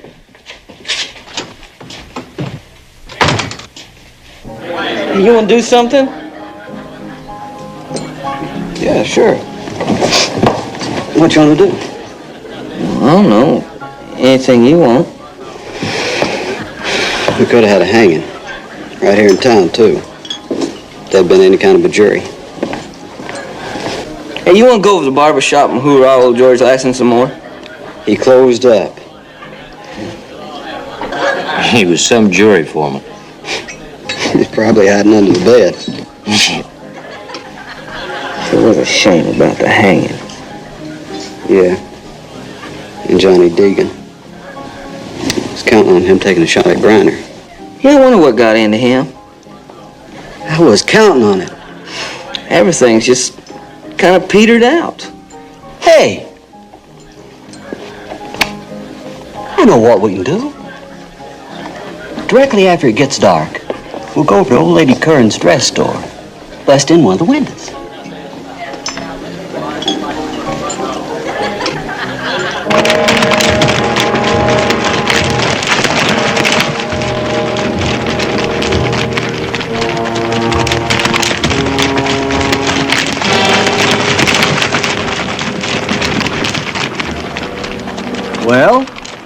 we can still do it. Makes it even better. Lets everybody know how we feel. Yeah.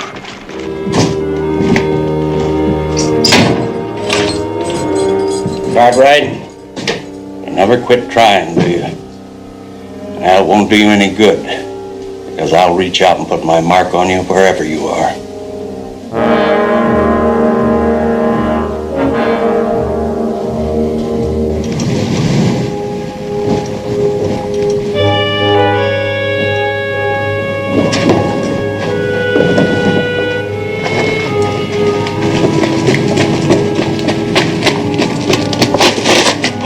No, not that one. Come on.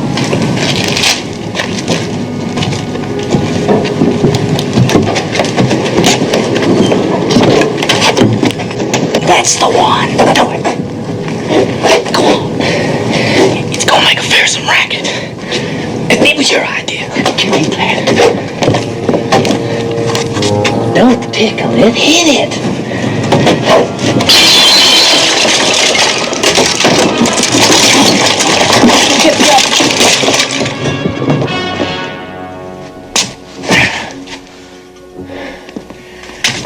Subornation to perjury. Yes, it means... Well, I understand what it means. And I understand it's not a hanging offense. No. Will Griner committed a hanging offense. Now we have the proof. Yes, I believe that there are procedures for getting a new trial sometimes. Let's do that. Well, it's not that easy, and it takes time. And in the end, the whole case would depend on a man who has already proven that he's capable of lying under oath, and any half-decent defense attorney would tear him apart. I don't think we could get a conviction. What's the penalty for this subornation thing? About 5 years. Oh, that's wonderful.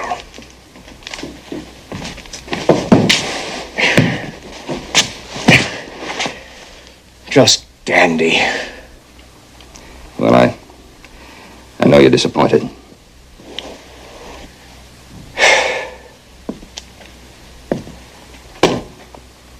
You've done everything you could, Ben, and I appreciate that. Well, I think it's the best we could do under the circumstances. Well, I best be getting along. No. Good night, Ben. Good night, John. We will hang Will Griner from a sour apple tree. We will hang Will Griner from a sour apple tree. We will hang Will Griner from a sour apple tree, and he won't go marching on. We will hang Will Griner from a sour apple tree. We will hang Will Griner from a sour apple tree. We will hang Will Griner from a sour apple tree, and he won't go marching on.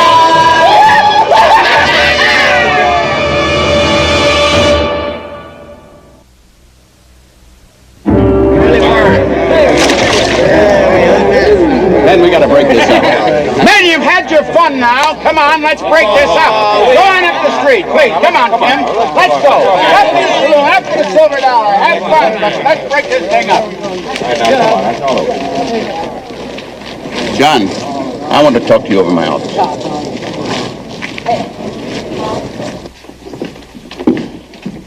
John?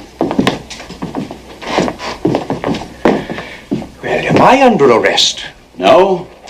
I've got a pretty fair idea of who's responsible for that little prank, and I think you do, too. So if you just tell the boys to settle up with Mrs. Curran, I'll forget about it. Is that all you want with me? No, it isn't, John. You've got lynching in mind. Well, I expect that's a pretty common notion tonight. You've been speaking to him, Ben? Nope. He didn't have to. Because I know if there's any real trouble, you're going to be right in the middle of it. Maybe even start it. But the thing that worries me is that everybody knows how I feel about Will Griner, and that might just lead to a bad misunderstanding. Such as? Thinking that I might just put up a token fight if somebody tried to take him. But I'd shoot, John. I'd shoot to kill anybody that tried to take a prisoner from me illegally. Is that all? You can just spread that word to anybody that thinks different, and including yourself. John, I hope you and me don't end up on the opposite sides of this. Well, now, that's up to you. We'll be on the side we've always been. The side of the law. Law isn't perfect, but where would we be without it? Ben, that only makes sense when it's just. Would there be any justice without it? John, go on home. Drop it. That was going to be my advice to you.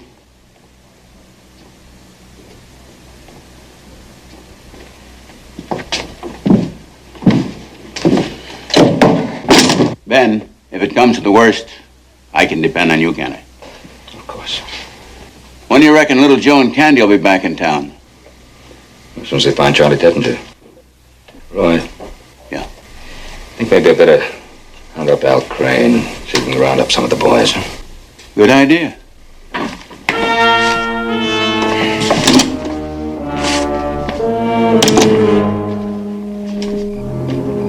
Teppinger! I found his horse. He's grazing out back. All this stuff's still in there. Well, it looks like he ran into some kind of trouble along the way, and his horse came wandering back in here. Why don't we take him with us, see what we can find out? Crane, your daughter ran over to my house, said you wanted to see me. Oh, yes, Bert. You know Ben Cartwright. Sure, Ben. How Good are to see you? you, Bert. Thank you. Ben here has some disturbing news. I wanted you to hear it. The lynching talk, huh? I think it's just talk. What do you think? Well, I think there's every possibility of trouble. It's like choosing the lesser of two evils. Griner or a lynching. I'm sorry. Bad joke. What did you want from us, Ben? Well, Bert, you're the captain of the volunteer brigade. You're chairman of the Civic Fathers. There's 50 men right there. Round them up. Bring them down to the jail. And risk their necks for Will Griner? Well, with that many men, there wouldn't be much of a risk. Ben, can you guarantee that? Well, no, I can't guarantee. Well, now, even if you couldn't, I don't think that my men would lift one finger to help Griner. Well, Griner has nothing to do with it. We're talking about a principle, not a man. As a matter of fact, the town will be better off without Griner. Well, be that as it may, the fact still remains. Do we want a lynching in Virginia City or don't we? And if we don't, we've got to do something about it. Ben's got a point there, Bert. We've got to uphold the law. One man's life, a guilty man at that, against the lives of innocent townspeople? Now, look, if Griner is lynched, they won't be innocent. That's right. And if something does happen tonight, we'll throw the full weight of the community and the law against whoever does it. That's proper and it's sensible. But we can't go around carrying guns half of the night, worrying our wives. I'll go along with that. All right. Thank you, gentlemen. Sorry to have troubled you.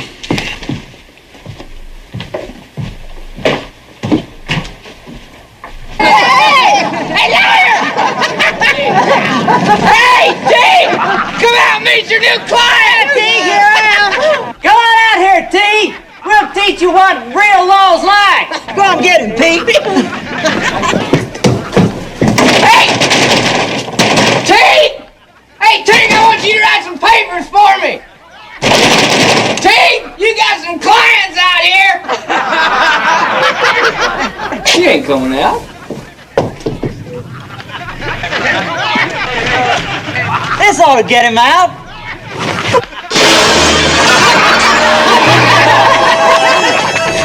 Come on. Let's go get him. Yeah. Get up! Get away from there! Pete! Get away from there! Come here! What's the idea? Don't you know this is private property? You're attempting to break and enter. I'm taking you in. Come on. Come on now, Roy.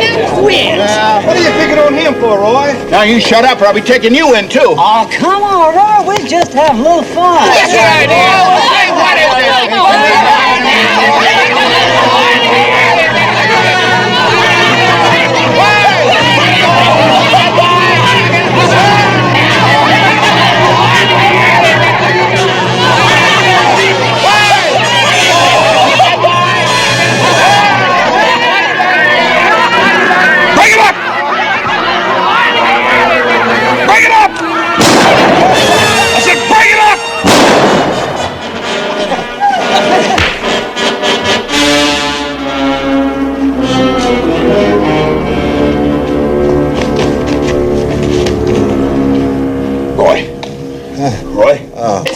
John. Hey, John, you know what we done? We smashed an old Teague's window. Wasn't it grand? I don't think the sheriff will be bothering us too much anymore either. You boys know that Griner's not going to get more than 5 years in prison. No. Well, it's a fact. Well, that ain't fair. That ain't fair at all. I mean to see he gets hanged. Attaboy, John. But with him in jail, I'm going to need all the help I can get. Are you game, boys? Sure. We'll get you all the help you need. You got it, John. Right, but do it quietly. Bring them down to the store. I'll be waiting there. Come on, let's go.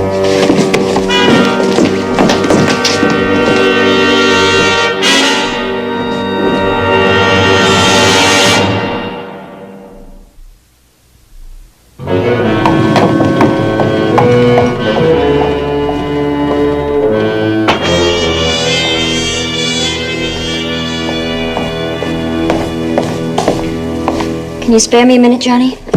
Louise. What are you doing out so late? Is killing Will Griner going to bring Frank back? No, of course not.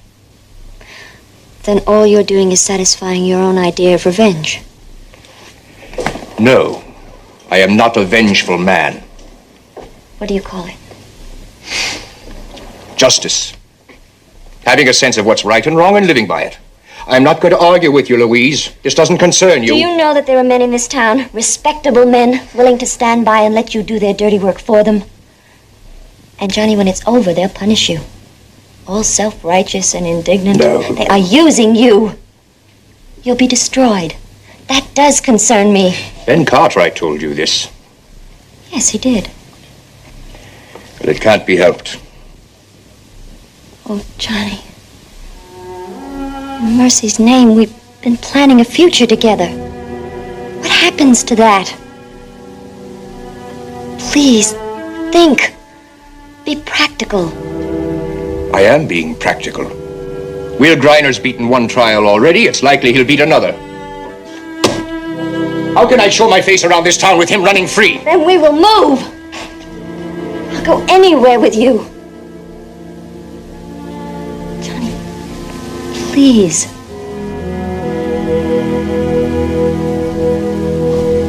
Please.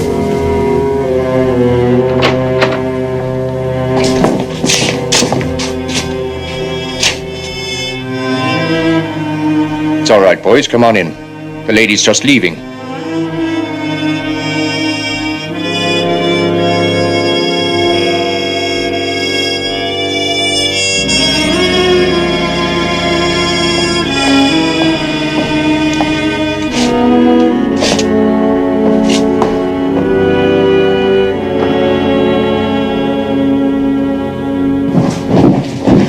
Be safer here than leaving him at the doctor's office.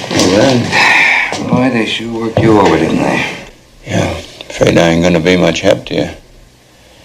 But I'm gonna have to deputize you two. So if you raise your right hand, please.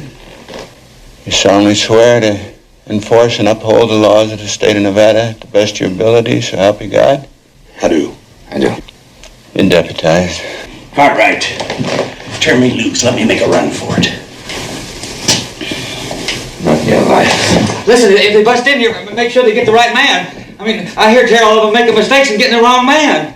Mr. Cartwright, you said you take care of Mr. Cartwright. Been a lot of excitement out there. Maybe it's been enough to satisfy him. Maybe it's all over, huh? Maybe. Do you have any luck with Al Crane? No. I don't think we're going to get any help from them.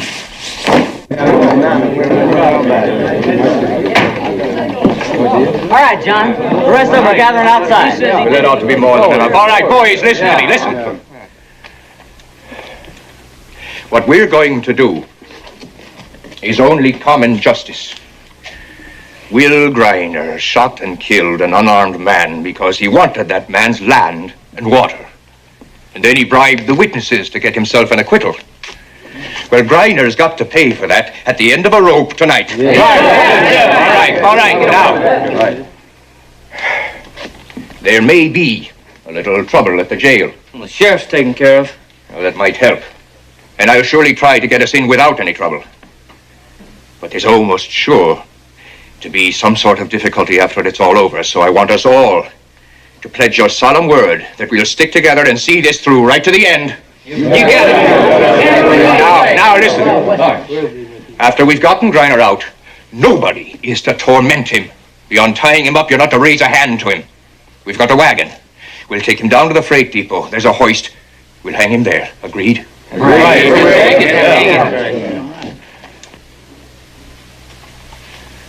Let's get on with it.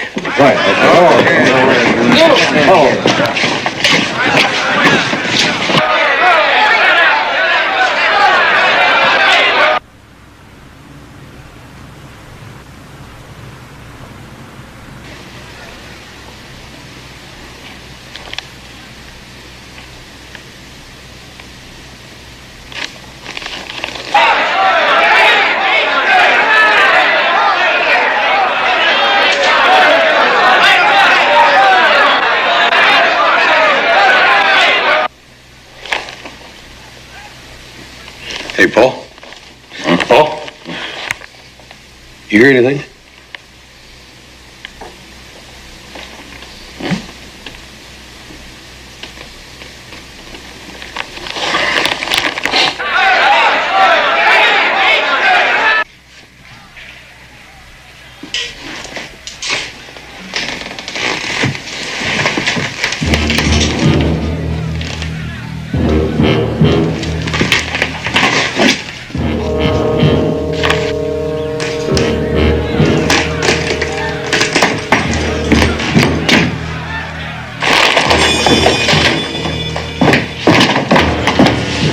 Take shotgun. What is it? What is it? What's going on? Mr. Cartwright! What are you loaded with? Double out. So am I. Back me up.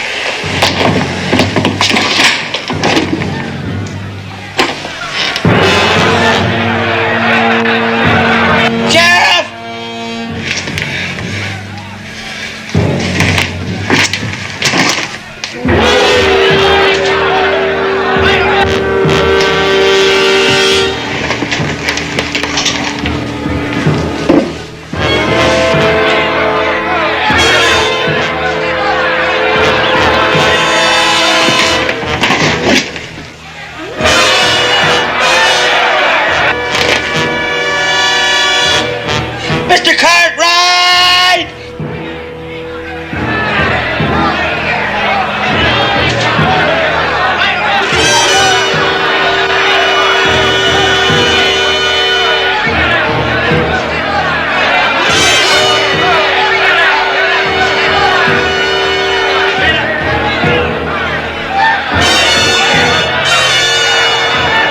That's far enough.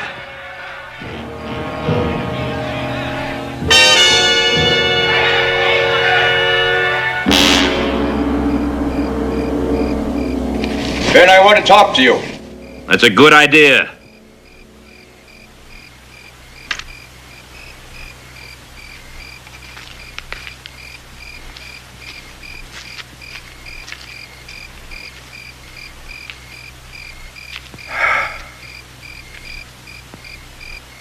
We've come to get Will Griner.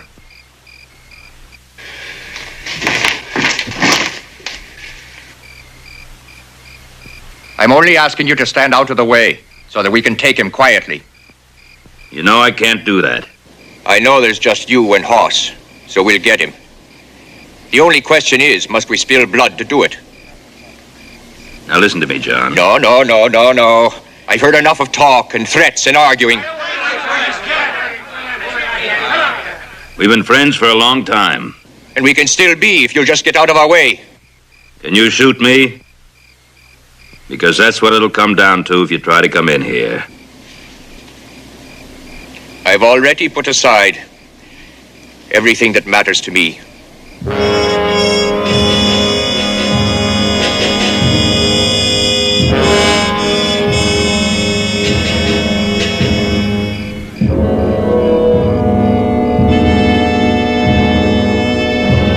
I'll not let anything stand in my way.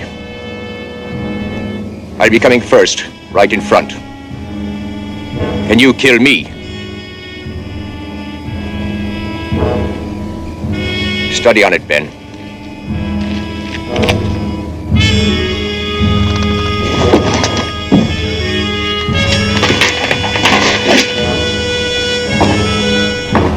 Most of those fellas out there are friends of yours. I've been thinking on that. You're gonna have to decide what to do. I can't ask you to shoot. You don't have to. Let's go.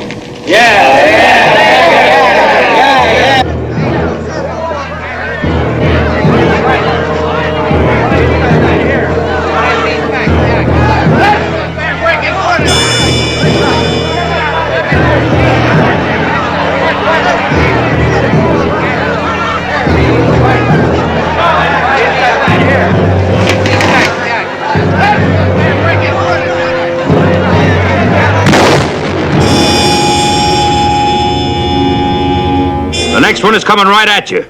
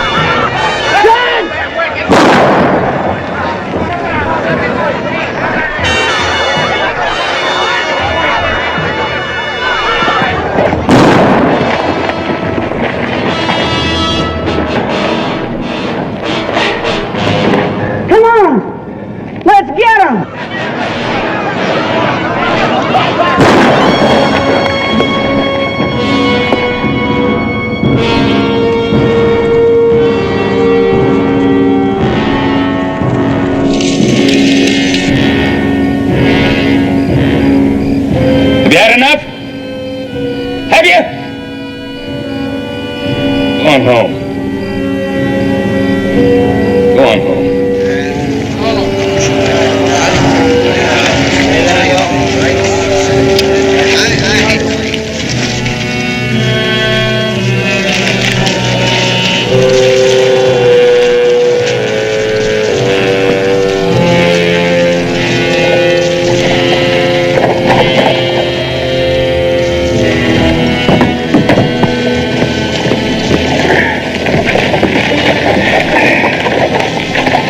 We need a doctor, Hoss. Yeah, right away, Cole. John, I'm sorry. I didn't want to shoot. I didn't have any choice. That changes nothing. We'll get him another time. We found Tettinger. Shot in the back.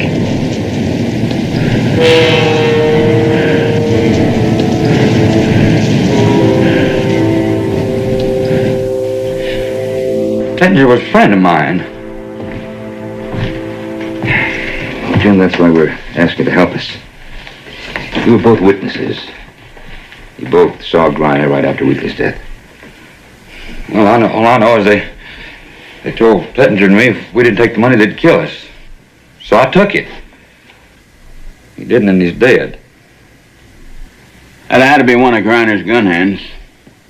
But they'll peach on each other, and I'll find out from them which one it was. Now, you can depend on that.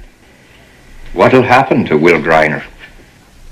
I don't believe he'll hang, but I can guarantee you that he'll spend the rest of his life in prison.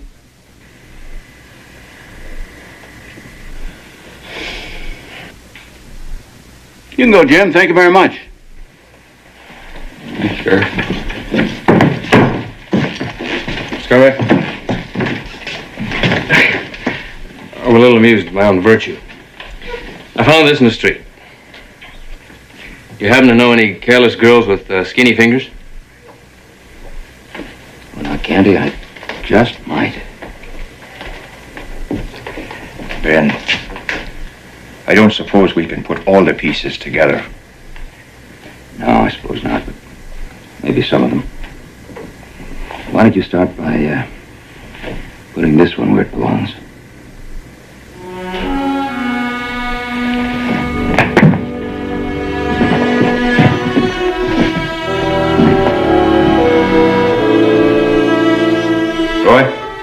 Thank you, boys.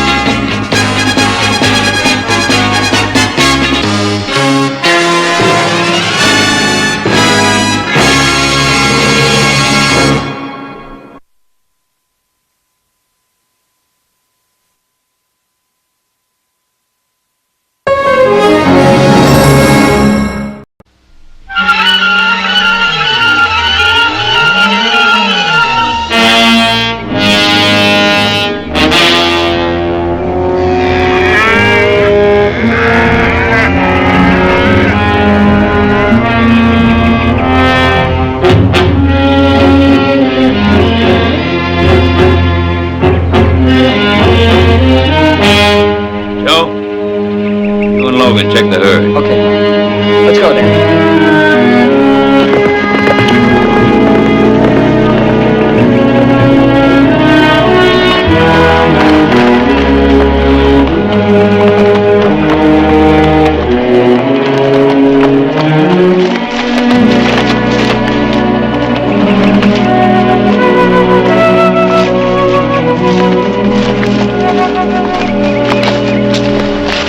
You gonna make it? Too bad. Better get a doctor. Yeah, take a wagon.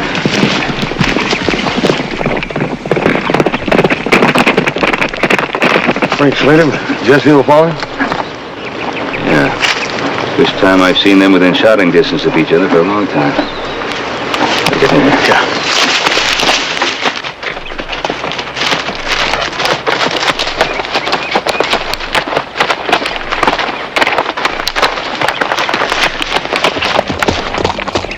Saw the buzzards. Thought I'd come over and see what the bad news was. Figured you'd know. What does that mean? Means the nesters aren't satisfied with one steer for the table anymore. Now they're stealing whole herds. Pretty quick to blame the nesters, aren't you, Slater? Oh, you're not much more than a nester yourself. Don't call me that. I don't have to All right, take that's enough to both of you. Come on now.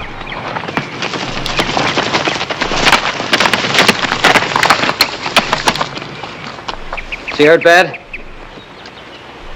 Yeah, I sent House for a doctor, but... We went on down the ravine. Tracks on both sides. They split the herd. The way I make it, there were 4 of them. Sometime last night. Well, I've had enough. Is the Cattlemen's Association going to do something about it or not? Well, we'll have a meeting tomorrow night at the Ponderosa. Takes more than meetings, Ben. The association better hire somebody to stop this rustling, or I'm going to do it with my own men. I have to burn out every nester in Nevada.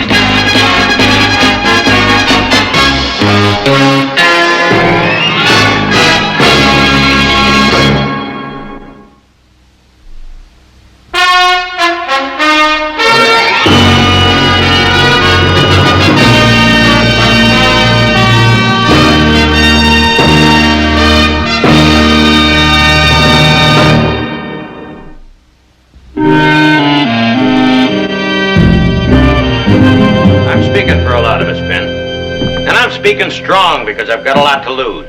I know the small spreads are hurting too, but where they losing 1 head, I'm losing 4. More than 50 head a month, and I'm losing men too. Now, you saw what they did to Ryan out on the range yesterday, and if he dies, you can add murder to the charge. So we've got to do something about it. We've got to bring a man in here to stop it, and I've got just the man. Very good idea. I like that. You fight fire with fire, Ben. Fire is contagious. So is killing. I've seen it happen much too often.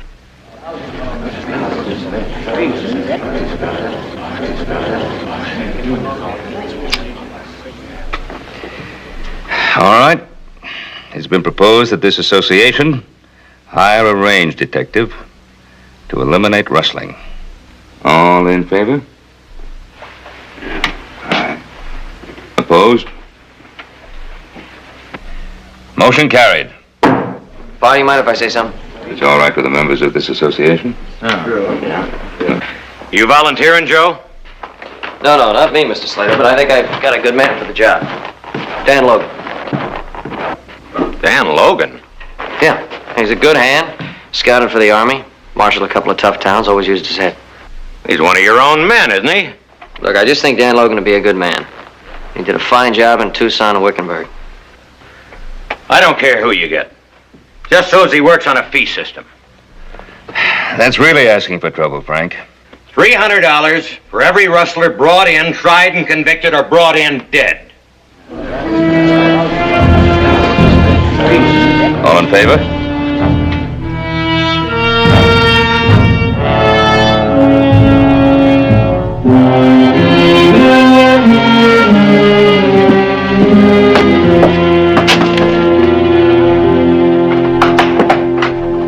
Dan, I wasn't expecting you back so soon. Anita?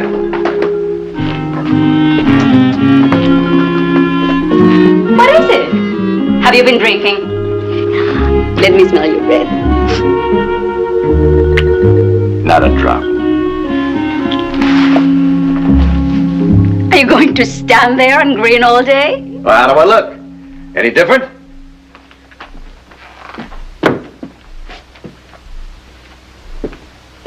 What? I've been deputized, range detective. What's that? That's me, Miss Lewis, and you better watch your step. $40 a month. Is that all? You make that at the Ponderosa. Ah, but there's a little bonus, too. Are you going to tell me? I get $300 for every rustler I arrest and they convict. Is it dangerous? It's nothing I can't handle. Oh, take good care of yourself, Dan. Oh, Anita, listen, nothing can happen to me as long as I've got you. Except maybe get rich with all these rustlers running around. Oh, think of it, honey. California, a new life. Chance to start all over again. Don't expect it to be any different in California, Dan. I don't. Oh, it will be. You'll see, especially if we've got money. I don't think money can buy what you want.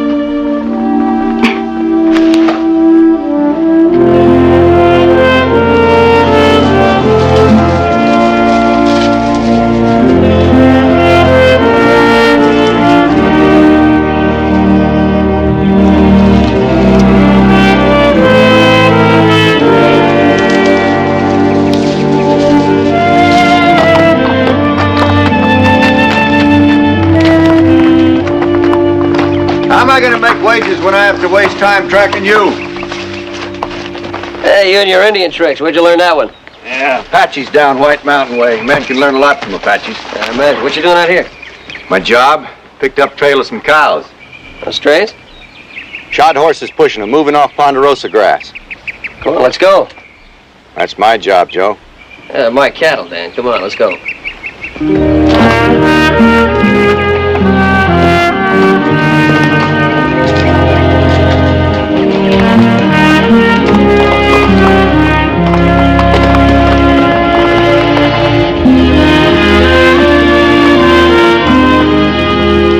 Wait here a while.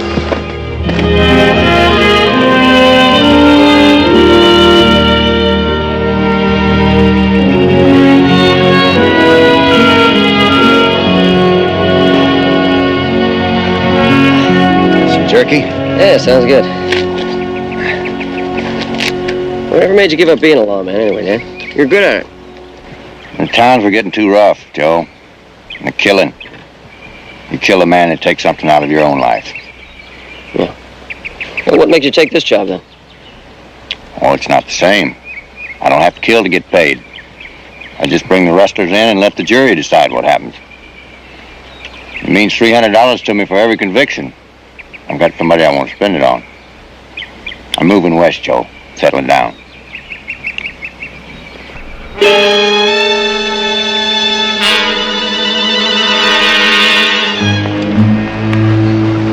Well, now. What do you think? Well, could be something warm in her hands. Well, they're branding irons.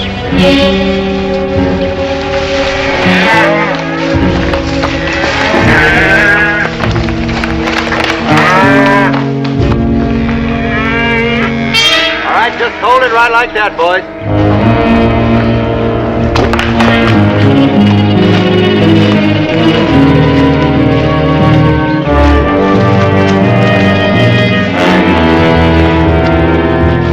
Joe, take a look at the brand on that cow. Ponderosa. Well, now, you boys got a bill of sale for those animals? No better than that, Logan. All right, boys, get your horses.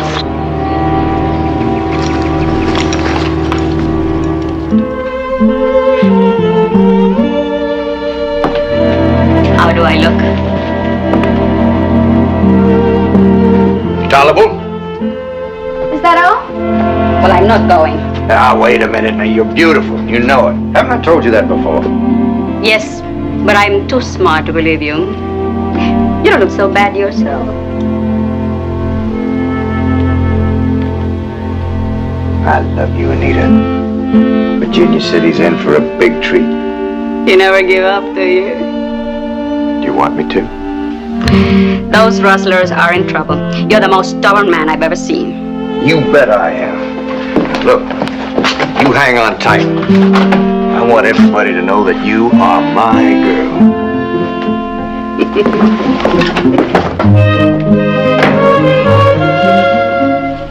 Where are we going? Anita, we're going to the Palace Hotel. We're going to order a couple of the biggest steaks in the house, and then a bottle of champagne. Imported French champagne.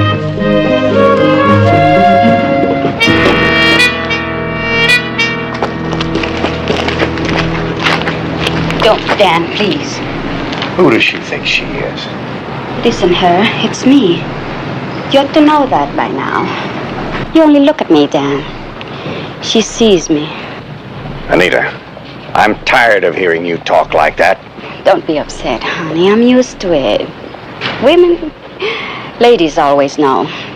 I don't know how. I'm not cut out for ice cream socials and sewing bees. They know it and I know it. So let's go back. You can't spend the rest of your life in 2 rooms on D Street. Why not? Because I want more for you. It won't work, Dan. I've tried it before. Now we both know this is my side of the street. Why don't you let me go back to work?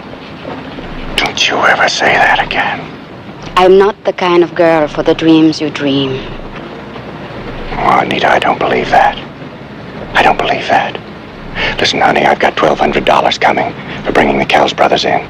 Let's go somewhere else and we'll start all over again. Okay. You talk to me about it when you get the $1,200.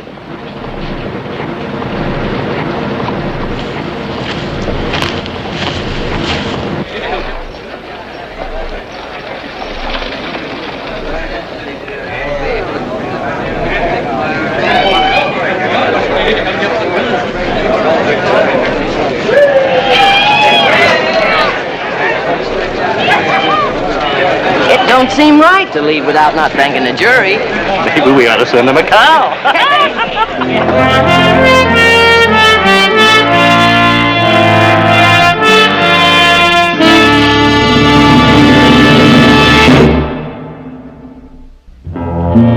Bartender, I'll buy a drink.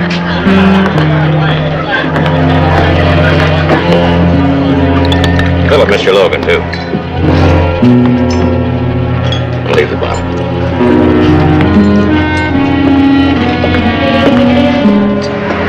Too bad about that verdict. That jury almost picked your pocket. The trouble is, any jury you get around here is going to do the same thing. Oh, you should have brought those boys in over their saddles. You'd have, what, $1,200 in your pocket right now if you had. Well, that's plain enough. You speaking for the Cattlemen's Association? I was just wondering if you were going out again. Or did you decide to give it up?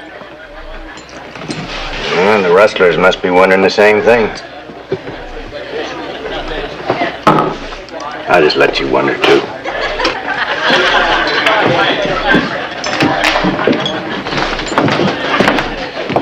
Will that be all, Mr. Slater? I'll leave the bottle. I'm just getting started. Another hung jury. Those rustlers were as good as free before the trial even started. You know, the judge didn't even bother to thank that jury. I guess he thought they'd get enough thanks from the Kells brothers. Well, what now? I'm going to bring in so many rustlers they'll get tired of turning them loose. I didn't know there were that many. There's plenty. One even got on today's jury. It'll be different next time. I'll have so much evidence the jury will be afraid to let him go. Rustlers are going to try and kill you, Dan. I know that. And with our luck, it's just liable to happen.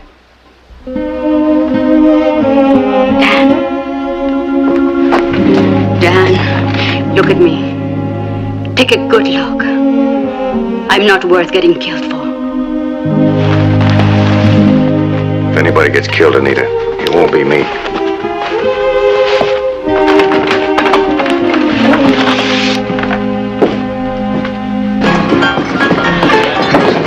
Hey, boys. Right over here. The drinks are on me. No, thanks. Slater. What'll it be, men? One beer for me. Beer. Three beers. You see Dan Logan around? Yeah, he was here earlier. Took off about an hour ago. Got any idea where he went? Well, he has a lady friend up on D Street. I didn't know there were any ladies up on D Street. I'll give him a look for him. You need some cheering up after the verdict. You coming back? Yeah, wait for me. Hi, Joe. Mr. Hill? Hi, Jess. Andy? Hi, boss. Jess, how are you? Good. What'll you have? Whiskey, please. Well. Jess. You're just the man I want to see. I got some business with you. Only my friends call me Jess. And it'll be a cold day when I do business with you. Yeah, well, I didn't say you were going to like it. The fact is, I don't think you will like it. If there's anyone I like less than Frank Slater sober, it's Frank Slater drunk. Just take it easy. There's no sense in starting trouble.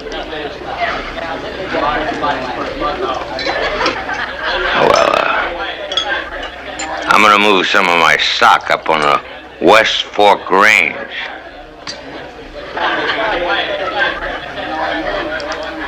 I need the water. You are drunk. Look, I'm only telling you so that you can move your scrubs off of there before I move on. I'll make soap out of the first big tea cow I see. That's open range, Hill. Slater. Cattlemen Association ain't gonna let you do that. And I'm not either. I got a lease now. Well, I'm breaking it. You cow-stealing nester. Now wait right there. Take it easy, Jess. Yeah. Both of you take it easy. I'm tired of him calling me a rustler. Make your play, Slater. Or back down. Slater.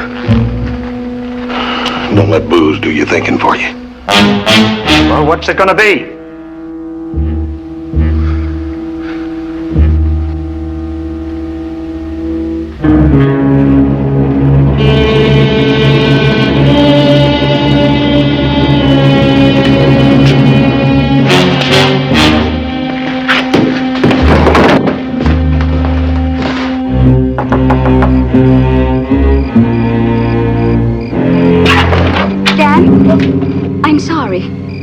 I was hoping it was Dan. Oh, he's not here then, huh? No, he left a while ago. Well, look, if he comes around, would you tell him Joe Cartwright was looking for him? Of course. Thank you. Mr. Cartwright, can I talk to you a moment? It's about Dan. Sure.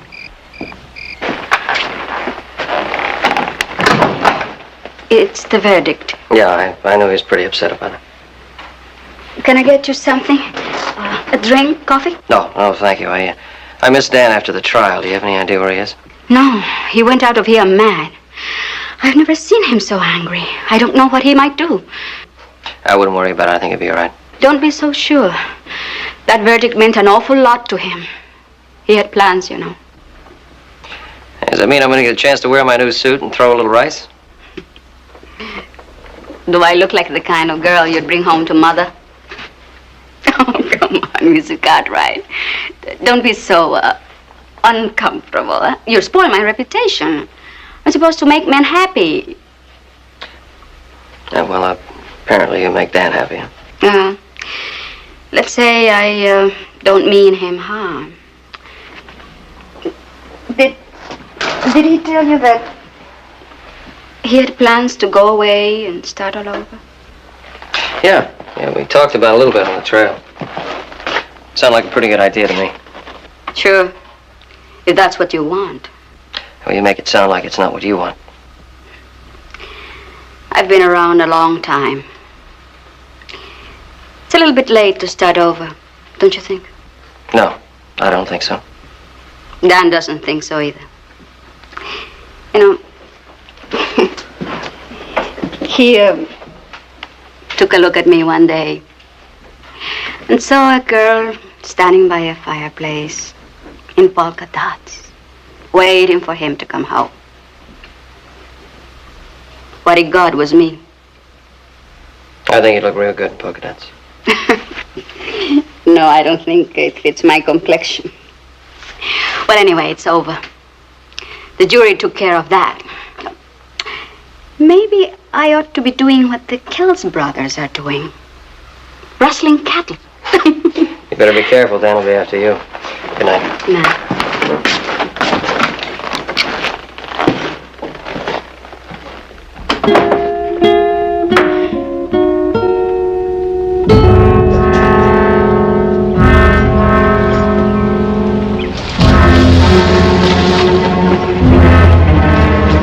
Spending money, Ike?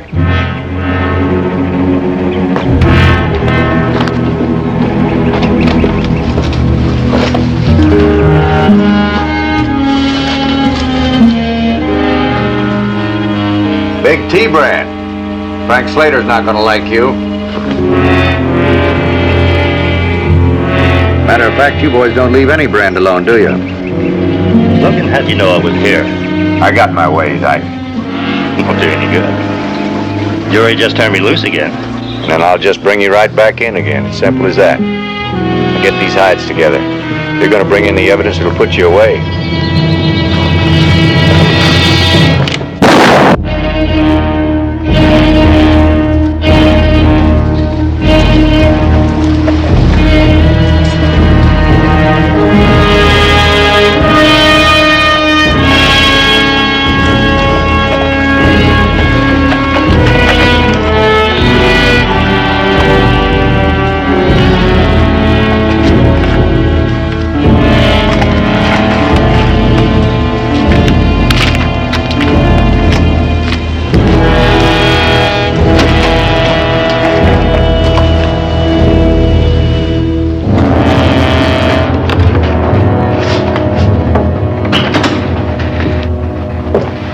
What's up, Logan?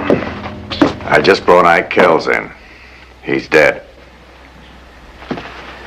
This has been fired 3 times. He tried to take me when my back was turned. But his luck and his aim were both bad. I'll be in the saloon if you want me.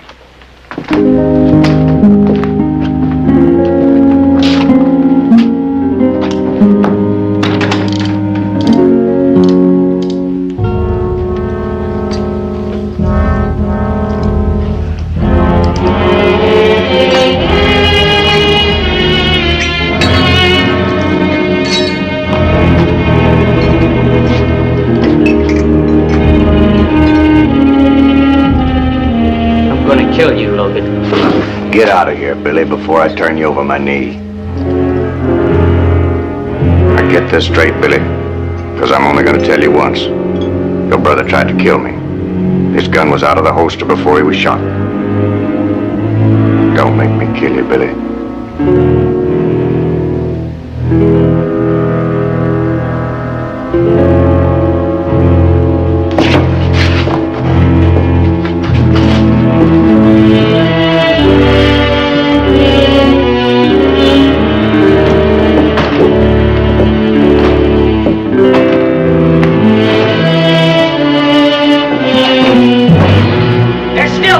what's left, Logan.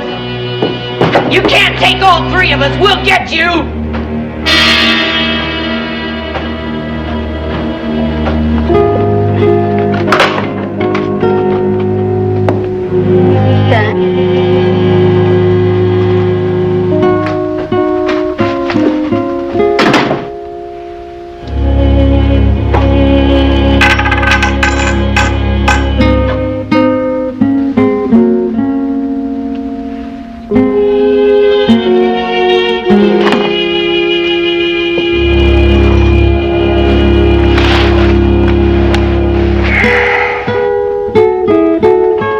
Dan?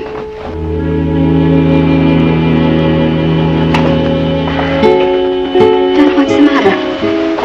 Honey, you don't look right. Are you sick or something? No, I'm fine.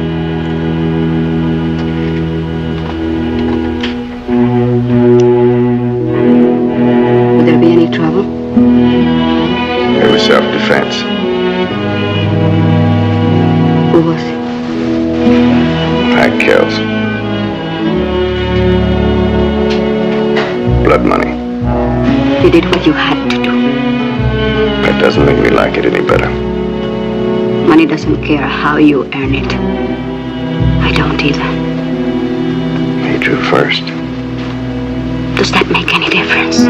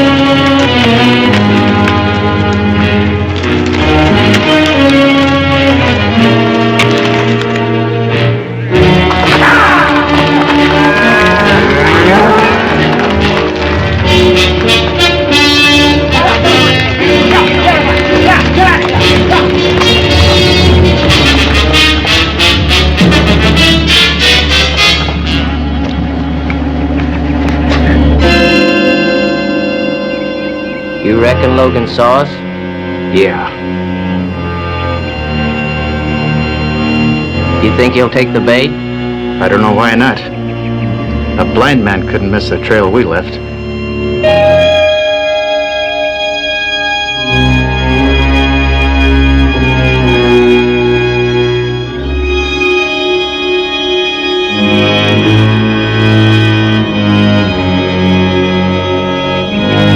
Up here, boys.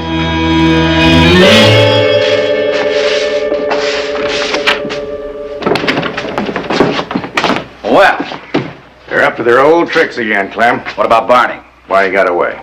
I hope you brought some evidence. I'm tired of turning rustlers loose in the cell. Well, they got a whole herd bottled up in a draw near Slater's place. If that isn't enough, they tried to ambush a duly appointed officer of the law. Looks like you need a doctor, son, and a lawyer. I'll get you the doctor. He never even gave us a chance. It's a better chance than you were giving me.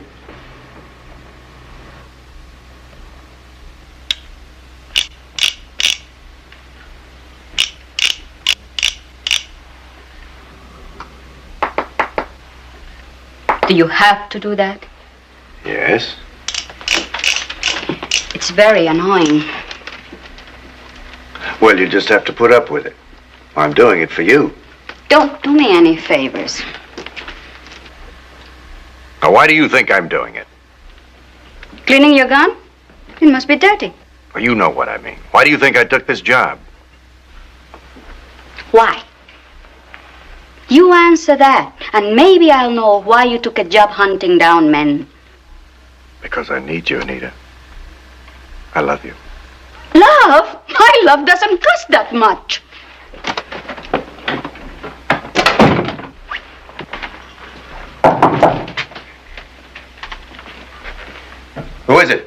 Frank Slater. Frank, I don't want to talk to you now. Worth $1,000 to you.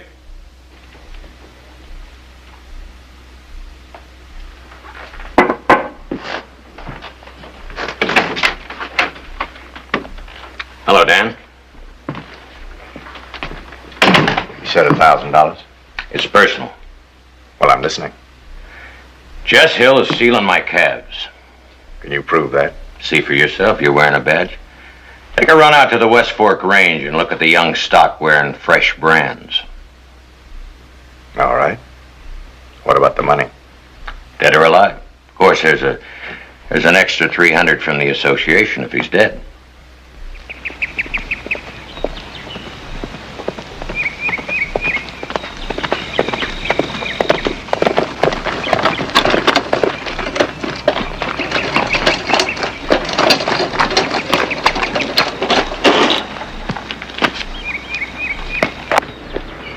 I'm Dan Logan.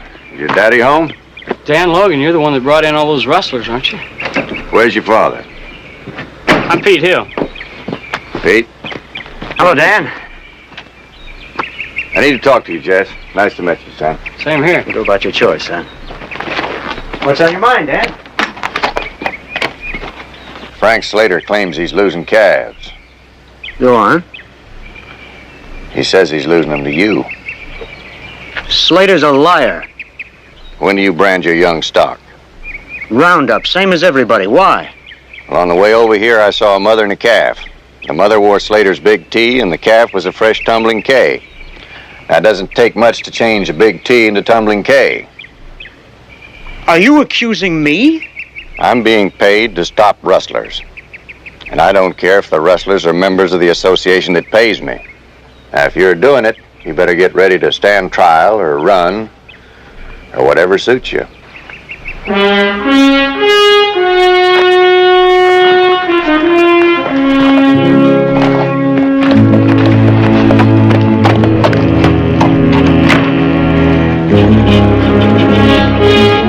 Pete! Something wrong, Tom? Listen, Pete. I want you to ride over to the Ponderosa. Tell Ben Cartwright that I gotta see him. Tell him I'm afraid to leave. Tell him it's important. Take my horse. Get there as fast as you can. You bet, Paul.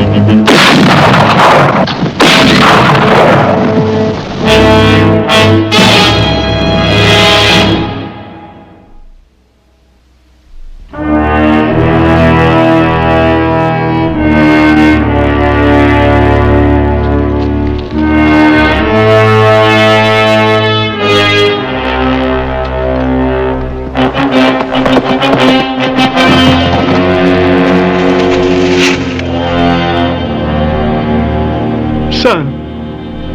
Pete. Pete!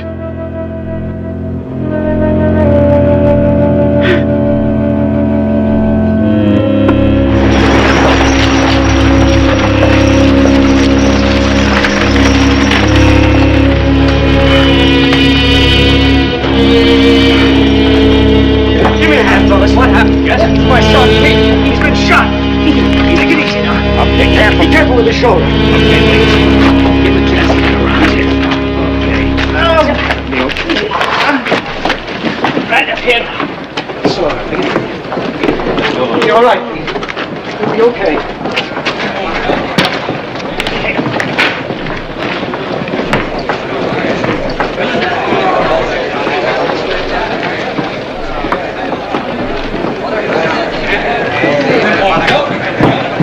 Just what happened? My son was shot. He's just a kid. How is he? I don't know, Doc. Doc wouldn't let me stay. How did it happen? Dan Logan put 2 bullets in my son's back. Did you see it? I didn't have to see it. Pete was riding my Palomino and wearing my jacket. Logan thought that he was shooting at me.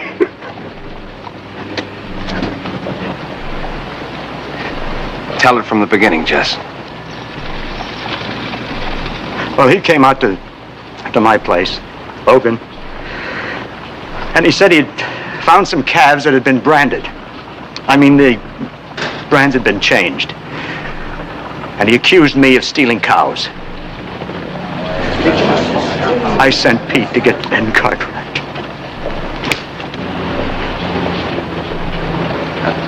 Just take your time, Jess. If only I had gone myself. I found him out near that ridge on the West Fork. Ambushed. My son was ambushed. Now listen to me, everybody. Dan Logan shot my son for $300. Now you all know I don't have much, but I'll give it all to the man that brings him in. I want Dan Logan in jail. And if my son dies, God help me, I want him to hang. Don't you see what you're doing? We're with you, Jess. I'm ready to ride out right now. No one's riding anywhere unless I say so. Now you break it up. Go on home. If I need a posse, I'll let you know. Go on. Go on about your business, all of you.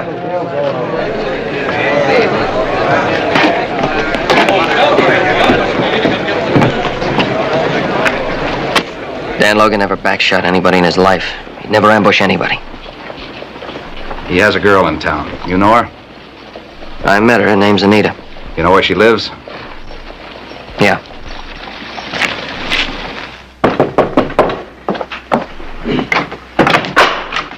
Oh, come in. You know the sheriff? Oh, I'm sorry. I'm on my way to work. I'm looking for Dan Logan. Where can I find him? I wouldn't know. He's not here. When will he be back? I don't know. He left on business. What's this all about? What kind of business? How do I know? Business. Frank Slater came by. What did he want? Oh, I was in the other room. These walls are paper thin. What did they talk about? I was asleep. And how'd you know he was here? I woke up. You heard him. No. Yeah. Oh, I don't know what I mean. What do you want me to say? Why don't you try the truth? I'm telling the truth. Look, Sheriff, I don't know anything. I gotta go to work. I don't want to be late. You won't get there at all unless you start cooperating. Ask anybody. Anita cooperates. All right, let's start all over. Slater was here last night. He talked with Logan. What about? I don't know. Get packed. What for? I'm going to float you out of town. You got just about 10 minutes. Why? I don't need a reason. Oh, look, Sheriff. It was that cattleman's business. Rustling. $1,300 doesn't grow on trees. Now, Dan's been trying to... How's he going to make $1,300? Well, isn't that what he does for a living? Bringing rustlers? Gets paid $300 apiece. You said $1,300. Why? I meant 300. Get your stuff.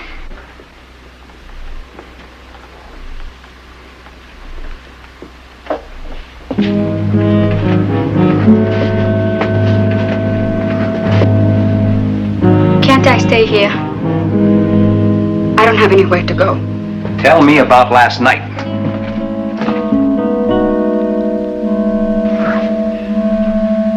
I'll give you 1 minute to make up your mind.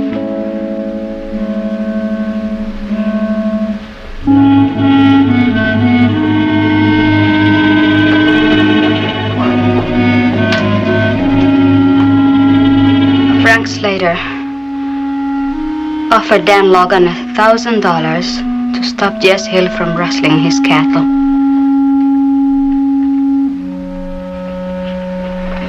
You can go to work now, Miss Lavis.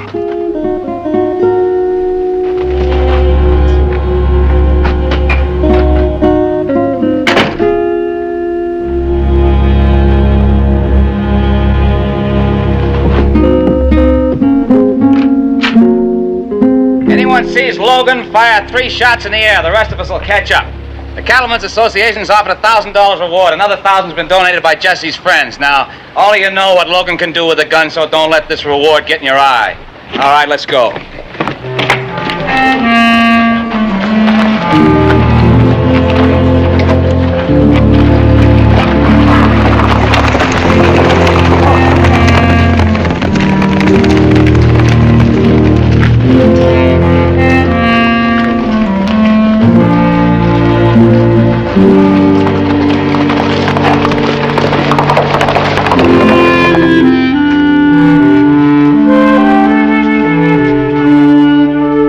Right about where you're standing, Joe.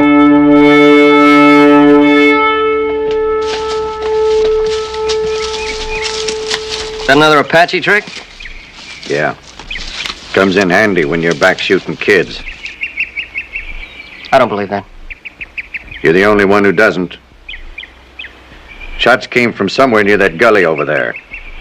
How is the kid? He's got a good chance. I hope so. Seemed like a nice kid when I met him. Dan, the sheriff's looking for you. I know. He's leading the posse I've been tracking. You got a $2,000 reward on your head. You're gonna have to come into town with me. Sheriff's a fair man. He'll give you an even break. He believes I did it. With $2,000 on my head, I'd never make it to town. Dan, I'm gonna have to take you in. You'll have to kill a friend to do it.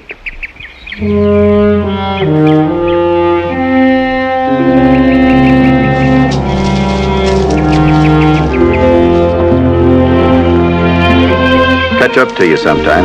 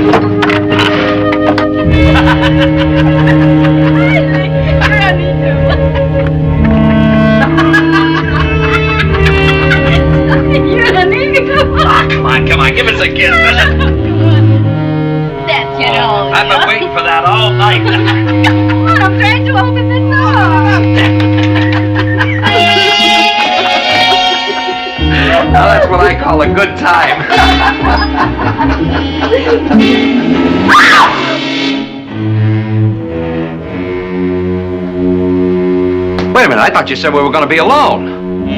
Get out of here, Charlie. Well, look, I don't know who you think you are, but get out.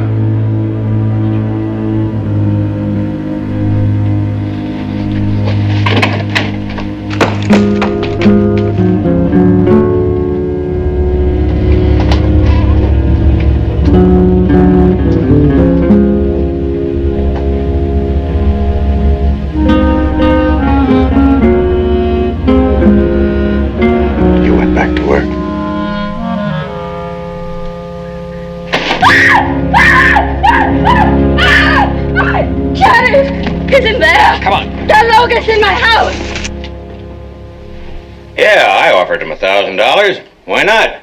I want to see this rustling stop. 300 wouldn't do it. I figured 1,000 would. But I didn't tell him to shoot anybody, especially not an 18-year-old boy. He thought he was shooting at me. We all know that, Jesse. Glenn, what kind of a bullet you take out of the boy's body? 44-40, same as Logan's. All right, same as Logan, same as yours, same as mine. We've all got 44-40s. So, what are you getting at? Up by the ravine where the boy was shot, I found these shell casings. 44-40s. What about them?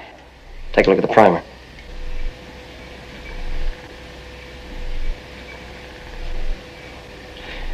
scarred up.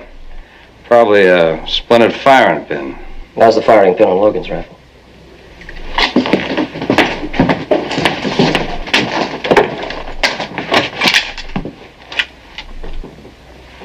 This rifle never fired those shells.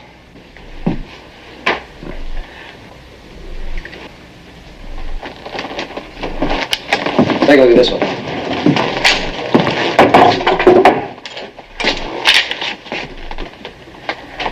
Firing pin split almost in half. Whose is it? I just took it off of Frank Slater's horse. Wait a minute. Why? Hold it! Hold it! Slater, you and Logan are going to swap places.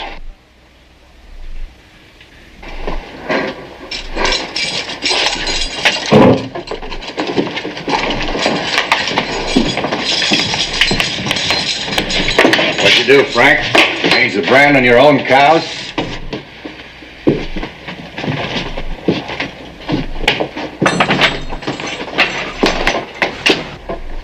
I'm sorry, Jesse.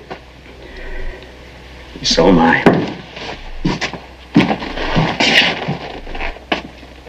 Thank you, Joe. You sure you don't want to stick around, huh? A lot of places I haven't seen yet, Joe. Where are you heading? Nowhere. Anywhere. Keep in touch. Keep looking behind you. I'll catch up to you sometime.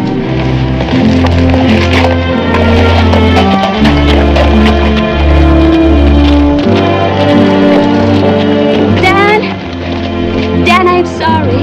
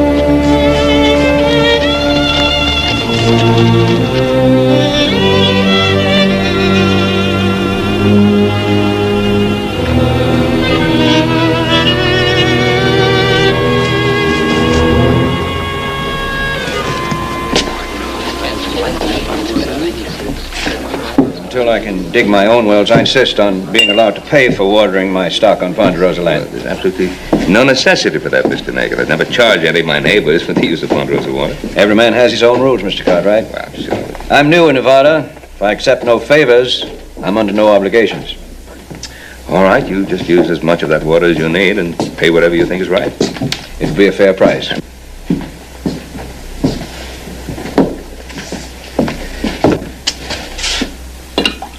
I'd need one of your stallions, Mr. Cartwright. At a fair price. Well, I think I have 2 or 3 to sell. I'll be in Carson City for about a week or 10 days. As soon as I return, I'd like to see them. Fine. Anytime you're ready.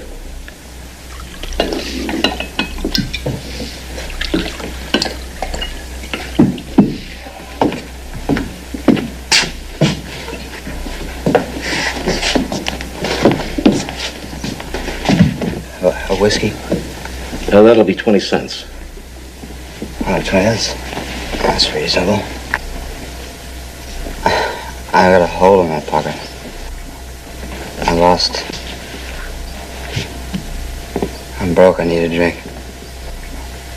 But I'm a good swamper. I clean the whole place. Well, we got a swamper. Oh, just a minute.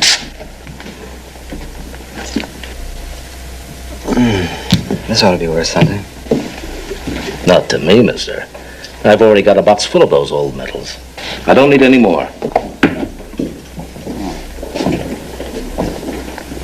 That belong to you? Does that medal belong to you? Oh, yeah. You want to buy it? I'm surprised you'd be willing to part with that. Why not? You want it? You can have it. A couple of whiskeys. 40 cents. When was the last time you had something to eat? Oh, eat. I gave that up a long time ago.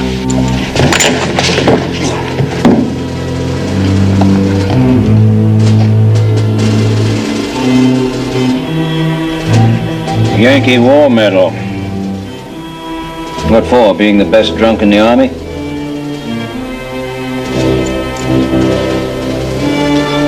This is the Congressional Medal of Honor.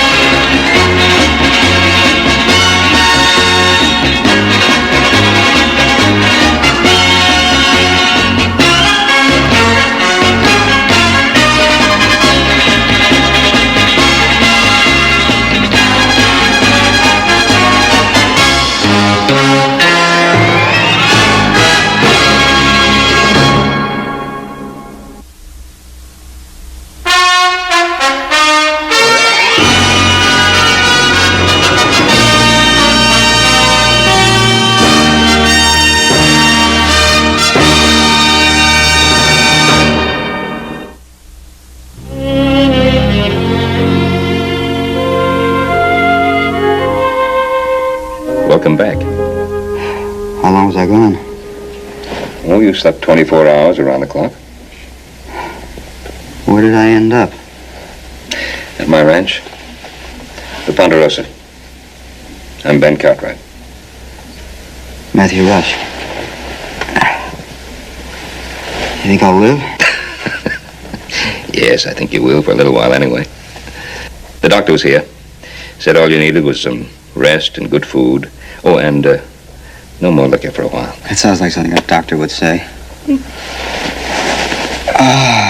Maybe he's right. Oh, our cook, Hop Singh, is a very good barber as well. Where were you off to when this happened? Just down the road. Just down the road. Well, I'm afraid you're going to have to postpone your trip. You're not going to be able to travel for a while. Is there anybody you'd like me to notify? No. You've gone to a lot of bother already. No bother. I can't pay you. Have I asked you to?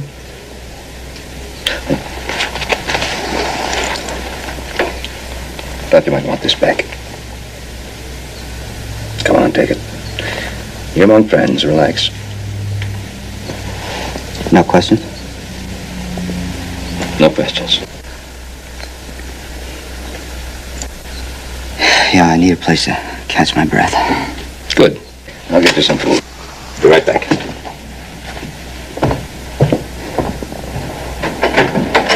Oh, yeah, here it is. July 12th, 1862. The President is authorized to present in the name of Congress a Medal of Honor only to each person who, in action involving actual conflict with an enemy, distinguishes himself conspicuously by gallantry and intrepidity at the risk of his life above and beyond the call of duty. Just about says it, don't it? Intrepidity. What that? That means brave, not afraid of anything. Not for Hop Sing. Shooting start, Hop Sing run like a rabbit.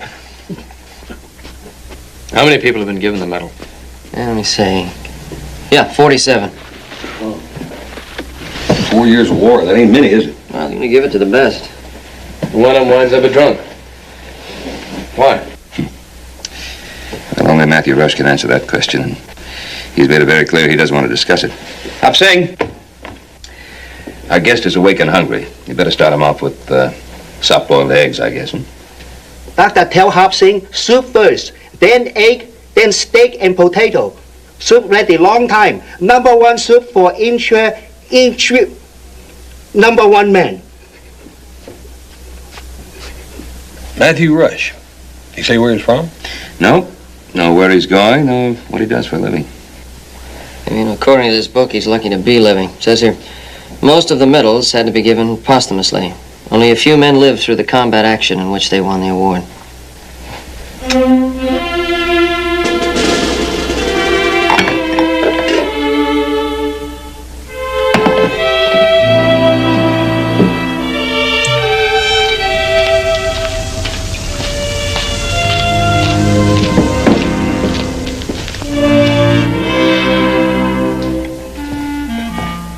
Hello. I was looking for something to do, some little chore. I found the pieces of this over in the corner. Yeah, I've been intending to have that fixed for some time now. Sure glad I waited till you came along. My father was a cabinet maker. I used to watch him a lot, and I learned a little. Yeah, we could use a man with your skills around here. Interested in the job? No, I was going to move on as soon as I finished this chair. Mr. Cartwright, I took the bottle out of your liquor cabinet. Hope you don't mind. I needed a drink. Thanks for telling me.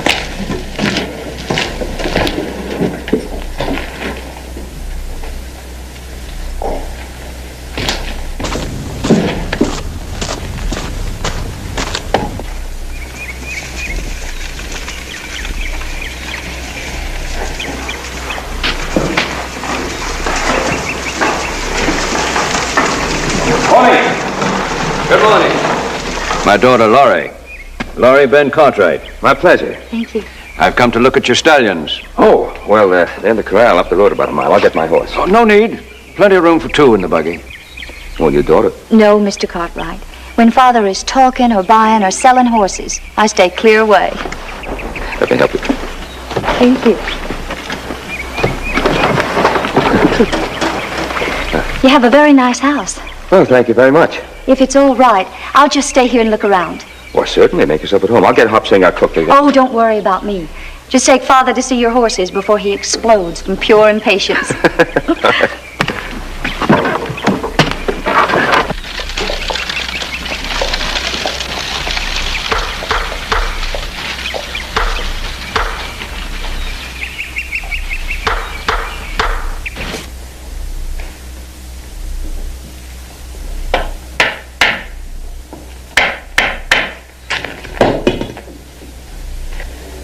Hello? If you're looking for Mr. Cartwright, he's probably in... Oh, he's in a horse trading dicker with my father in the North Pasture. I'm Laurie Nagel. Matthew Rush. You live around here? Father bought the Box A. We just moved in. Where from? Georgia. Oh, I thought I detected some Georgia or South Carolina in your voice. If I get a guess, too, your voice says New England. But we're both Nevada now.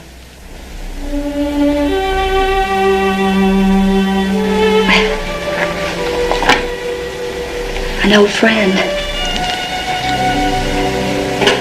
My mother had an armchair, something like this, in her sewing room. It was one of her favorites. Mine, too. Good chair. Was. Ours are ashes now. We were burned out. That's why Father moved the family out west.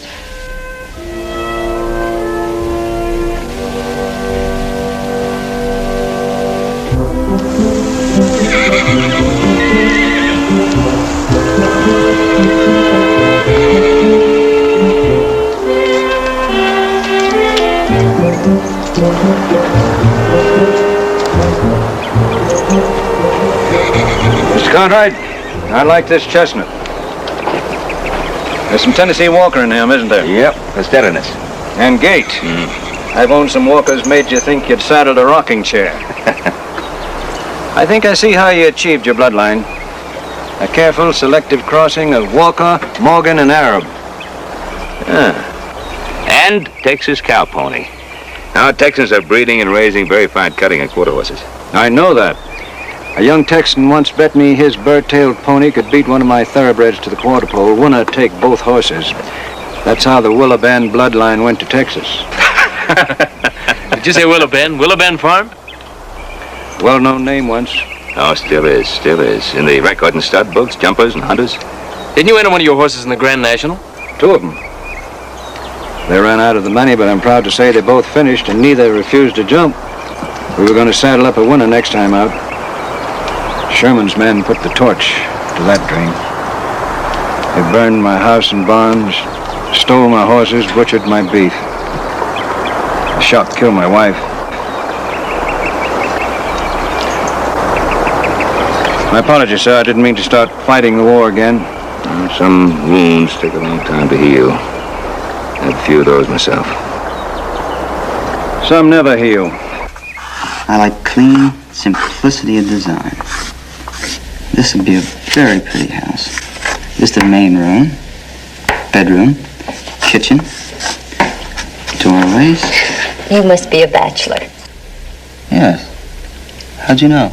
Because that's a man's house. Women like big kitchens. Oh, well, here, we can fix that. There's a big one. We'll have some extra rooms added on. One. She has the family grove. And white curtains and red window boxes. Sure, all right. White curtain. White curtain. When do you start building? Oh, I don't know. I don't really want to or need to. I thought everybody wanted a home.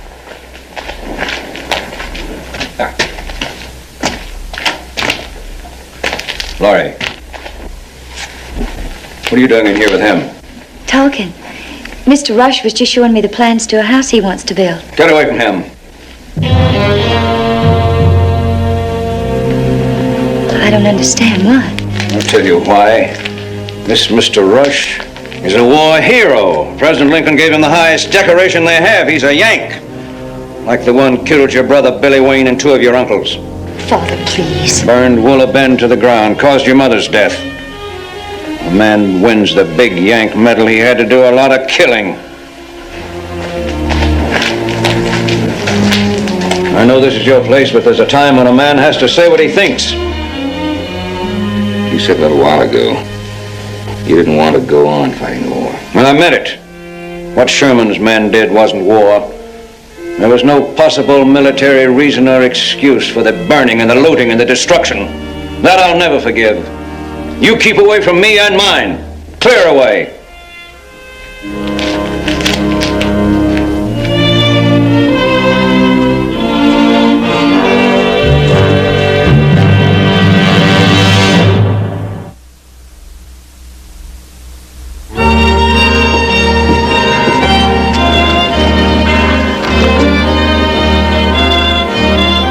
Coming? No, I don't think so. I can start getting the supplies. Oh, we can load those after the service. No, it's all right, Mr. Cartwright. Give me the list. I'll go get them. I'll get it started.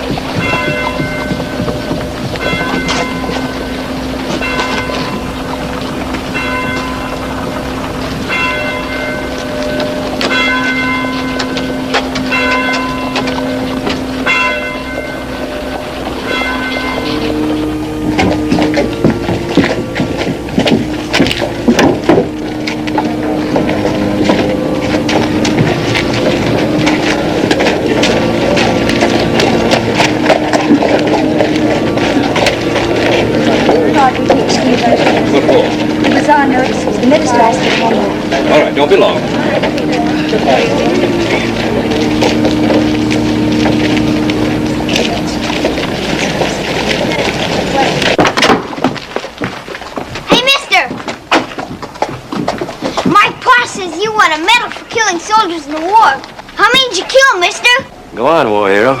Tell him. How many was it?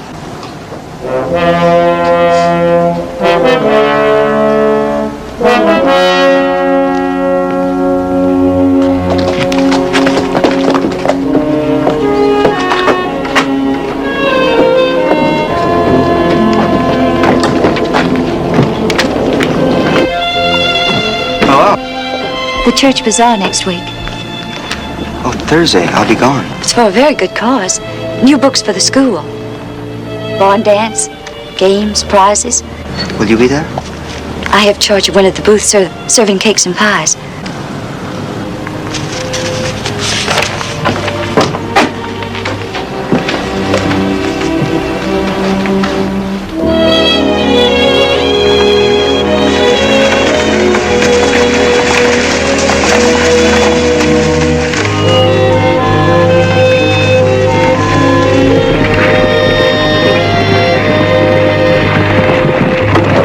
As long as we could. We got to be in Concho by noon. Well, it's always nice to see you boys, but didn't we say our goodbyes last night?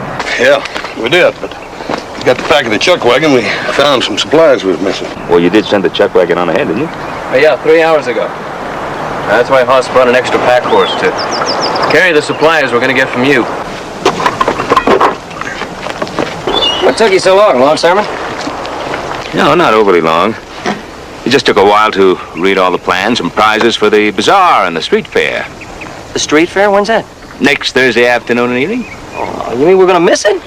We're going to miss it. Are they going to have a barn dance like they did last year? Yeah, and a shooting gallery with 30 donated prizes, including a solid gold watch and a booth with the prettiest gals in the congregation selling kisses. Hey, Paul, don't you think I ought to stick around? I mean, don't you figure the Ponderosa needs to be represented? Well, Matthew and I represent the Ponderosa. There goes the pancake eating championship. Hoss, why don't you take the buckboard and leave us the pack horse? I think we'd wind up with more supplies. Well, I thought about that, Paul, but I don't know what we'd do with 3 kegs of nail on a trail drive.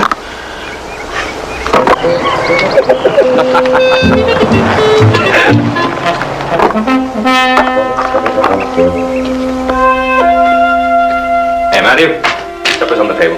Can you spare me a minute? Sure. I was going to move on in the morning. Any special destination? No, just down the road. But if the offer's still open, I'd like to work for you until after the bazaar. For room and board or for this old chair. Well, I'll be glad to have you, Matthew. At top hand pay.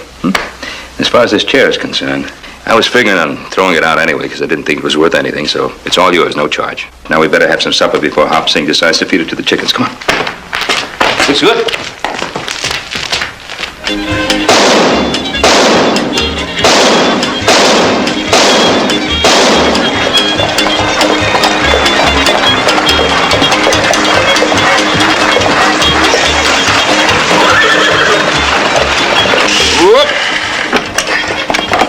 Now, the shooting gallery is that way, the barn dance is that way. And here's an advance against your pay.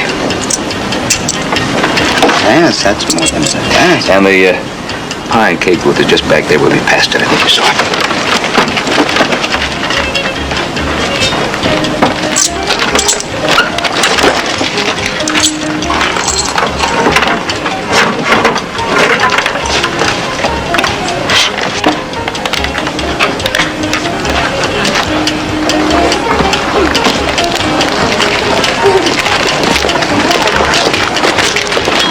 Miss Laurie? Laurie will be away for a few moments. Is there anything I can do for you? Well, I brought this chair as a gift for her. Would you tell her that, please? Your name, she'll want to know who left it. She'll know who left it. Thank you.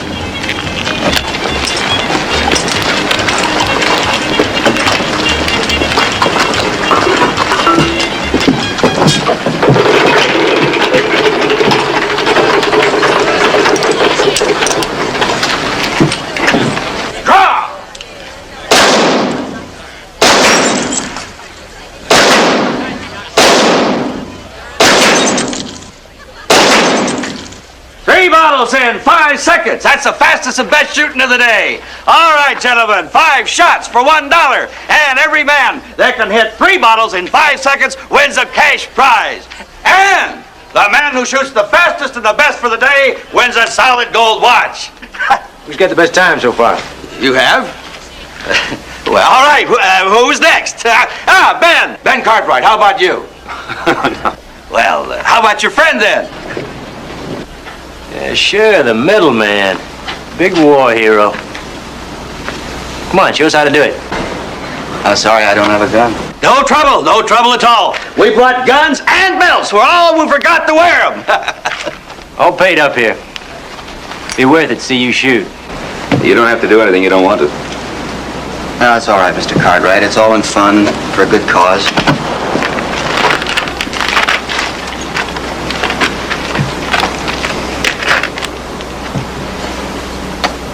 Are you ready? Draw!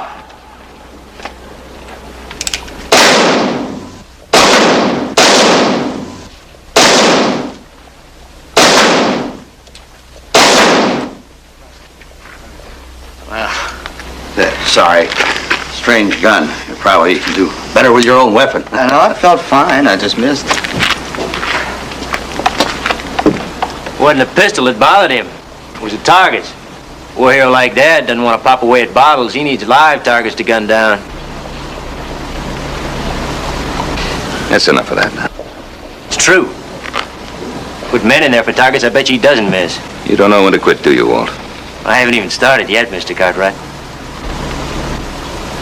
I'm not about to quit till I run that metal-wearing Yank clear out of the state of Nevada.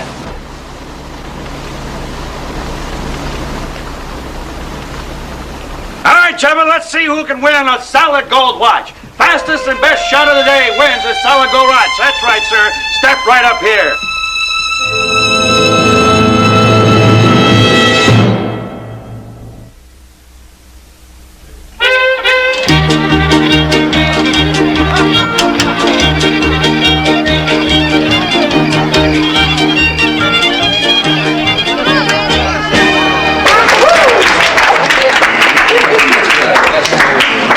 Dance as pretty as you look, Miss Laurie. Well, thank you. Gonna dance every dance with you, rest of the evening. Oh, well, I'm sorry, but I've already promised the next dance. Mr. Cartwright? I think this is our dance, isn't it? Oh, yes, of course. I'd forgotten. Excuse me, ladies. Thank you for saving my life. My pleasure. Will you tell me something? If I can, yes. Well, somebody left a chair for me at the booth today. Oh. A beautiful armchair. I think I know why, but after the terrible things that my brothers and father said to him, why would he? Young lady, have you had a good look at yourself in the mirror?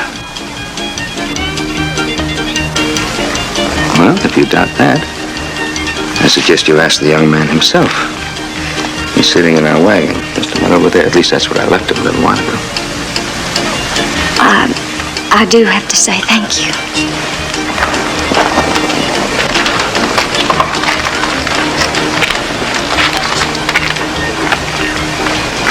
Oh, Miss Laurie.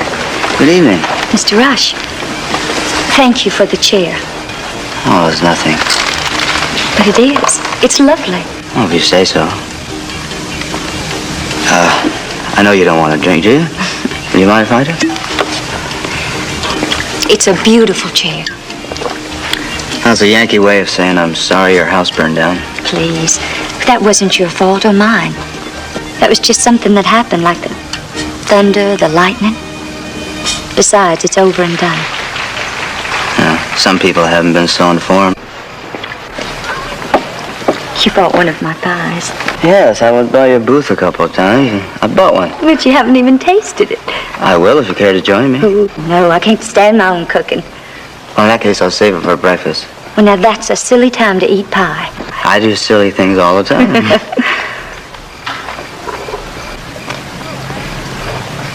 I'll tell you the truth. I went looking for you. I wanted to say goodbye. Well, when are you leaving? In the morning. Well, maybe you'll find a place to build that house. It's not likely.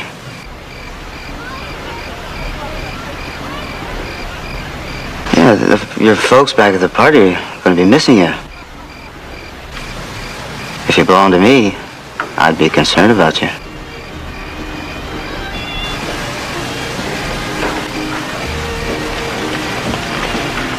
That music sure sounds good when you're away from it, doesn't it? Makes you want to dance. It just keeps asking you to dance. Here? By yourself? Here, but not by myself. Oh, well, Miss Laurie, if you're willing to take a chance with a man that's had one too many. Or two too many. Or two too many. I'd be honored to dance with you. I'm sure I can put up with you.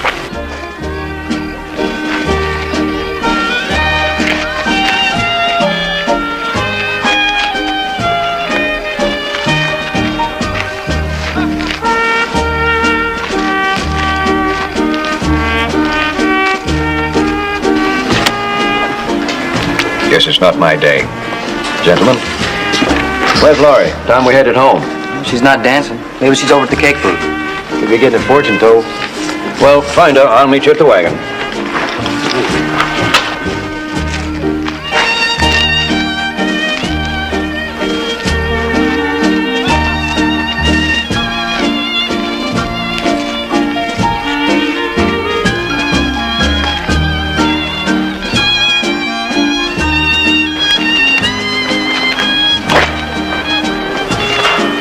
Get out of the way. Paul will take care of you. Won't stop it. There's a fight! There's a fight! I warned you to stay clear of us. All of them. Well, I asked him to dance with me. I asked him. Because you're a big Yank war hero. You think you can walk right over us. Well, Bluebelly, I'm going to prove you wrong. Now get up. Whoa, wait! Get her out of here. Keep her out. Laurie, come here. Laurie? Get up. I'm not going to fight with you. You get up, and you fight. You get up, or I'll drag you up and down every street in Virginia City.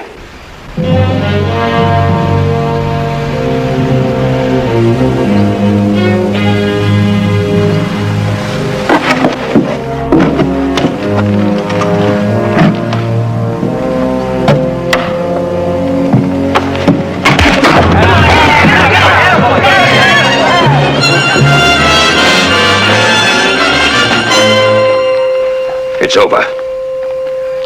You hear that? It's over. I don't care who started this or why, but it's over. I'll prove what I want to do. Oh, tell me, will you? What did you prove? That I'm better than you are. That you're better than me. That's some ambition.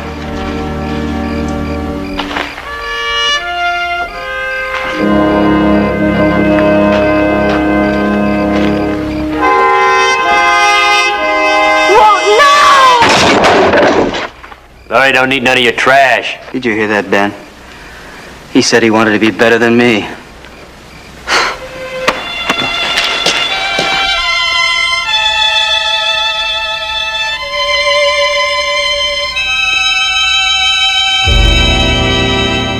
No bones broken. I guess the bruises and the cuts will all heal up nicely. Want some of this medicine? No, sorry. I'm sorry you had to go to all that trouble. I'm sorry I didn't get there sooner. Well, if you had, you would have disappointed a lot of people. Why, do you think they enjoyed watching you getting beat up like that? They all stayed and watched.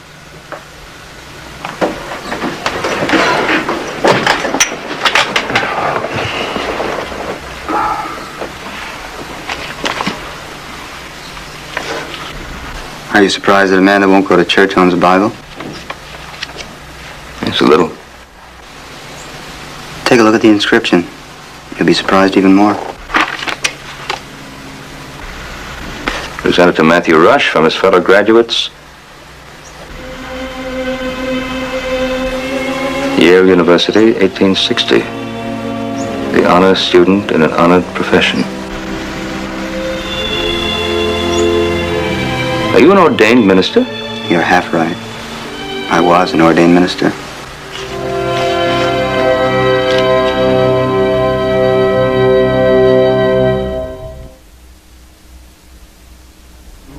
My father wanted me to be a builder, but I had another star to follow. The proudest day of my life was the day I was ordained. Then came Fort Sumner and the war, and that turned me away from the ministry. Why? Well, how could I stand in front of a congregation and preach about love for my fellow man when all I saw was hate. And I was part of it. Yes, most soldiers have had to force themselves to forget that. But most haven't forgotten or forgiven. You take Seth Nagel and his sons. They carry their hate around like a flag. Well, not everybody's like that. Well, perhaps not. But all those good people tonight, they wanted to see a fight in the dirt. The North against the South, the war all over again. Yeah. Yes, there are some. There'll always be some. The rest of us just keep trying and praying for some miracle to help us along. Well, I, for one, am out of miracles. I think I'll be leaving in the morning.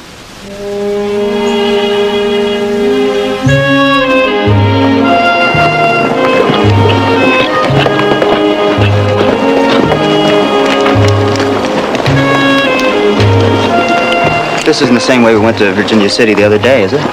No, it's just a little longer, but it's pretty country. And since you're leaving, I thought you should have a chance to see it.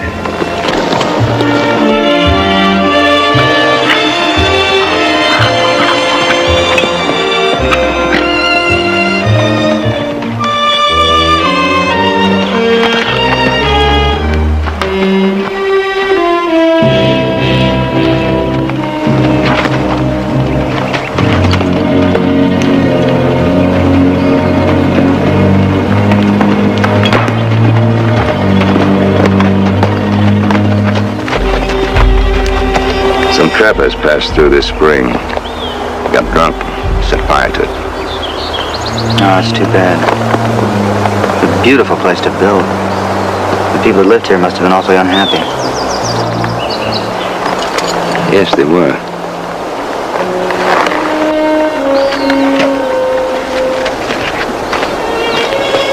Strange looking building for a home. It was all one big room. It was. But one room was enough.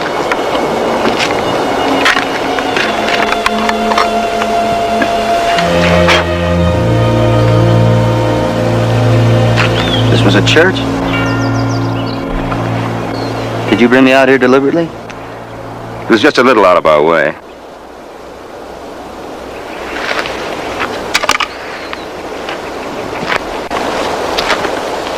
Is it going to be rebuilt? Yes, I think so. What happened to the minister that was here? Oh, he went on to another town, another church. Well, I wish you luck with it. Matthew, you say you saw the destruction of war, the waste. You see it right here. But after war, man rebuilds, like this will be rebuilt. With sacrifice, courage.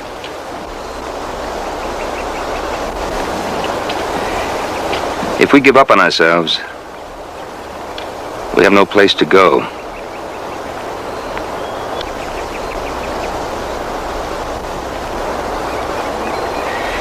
Well, if we don't see each other again, goodbye. Good luck to you.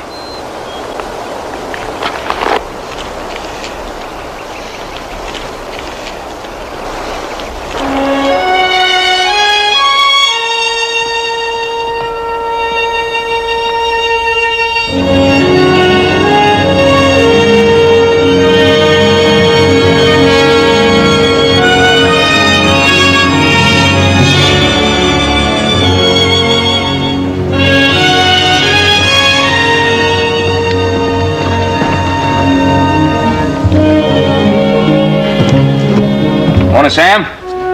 Morning, Ben. How's the missus? Complaining. She'll live to be 100 and still complain about all her miseries. What can I do for you? I want to send a telegram. Who's it go to?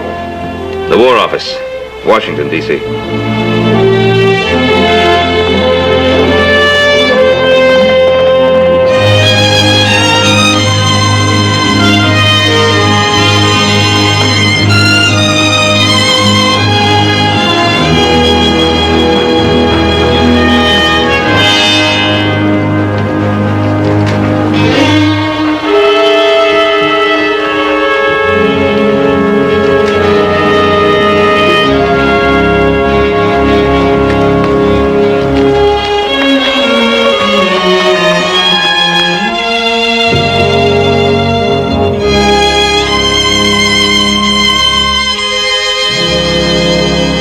Mr. Cartwright. Morning. Morning. What brings you out here? That Yank, that Rush, he's building right next to my land. Yes, he's building a church. I don't care what it is. Let him build it somewhere else. Well, it's an ideal location. You see, the road runs right past and it's close to town. Cartwright, that's your land. You can run him off. Well, what is there about a church that... It isn't the church. It's the man that's building it. The man that won that killing medal. Cartwright.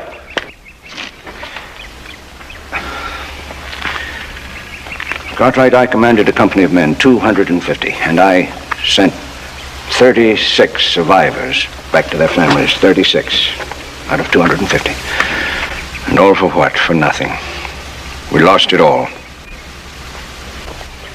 And you're asking me to let a man like that build a church facing my land, let it stand there and remind me of what he and others like him did to all but a few of my men? No, no, no! Mr. Nagel, there are a lot of men in this town who fought against each other in that same war.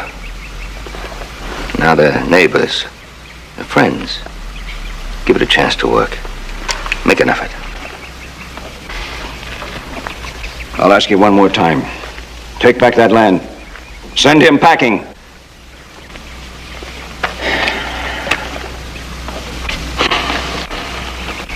He stays. And the church gets built.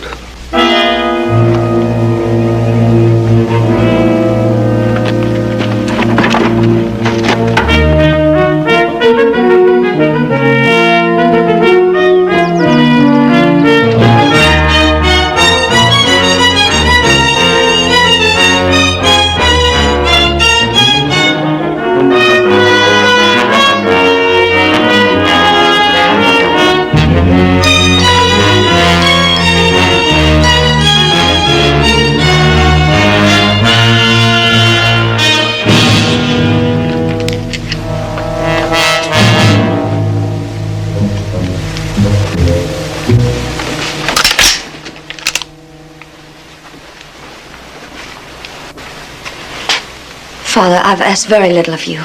The answer's no. Has it gone so far that you won't even let me ask before you say no? Look, what harm has he done you? And I don't mean the Yankee Army. I mean Matthew Rush. He wore the uniform. That's harm enough. There are 1,000 people in Virginia City who wore that uniform. Are you going to try and run them all out of Nevada? Only the one that got the top medal for killing. And if he won't go? He'll go. One way or another. He'll go. Pa, wagon's all loaded. Got everything we need? Everything we need. You stay in the house till we get back. You hear me, Laurie? I hear you.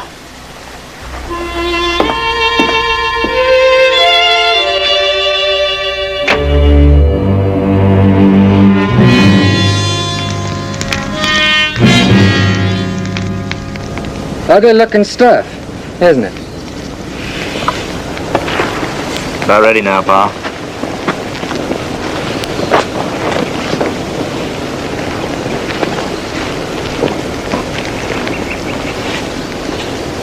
Did you ever see a man tarred before? Time for talking is over, Pa. I'll say when it's over. Have you? It's not a pretty sight. Man carries the scars of it to his grave. I'll give you one more chance. Pack up tonight and get out. I'll call this off. Stubborn, mule-headed Yankee. Told you time for talking was over. Well? Get on with it.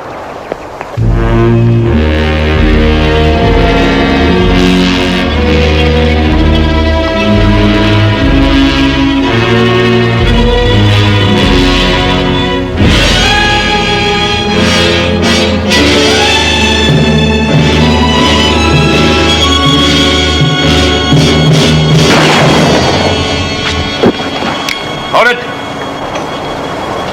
Untie him. Do what he says.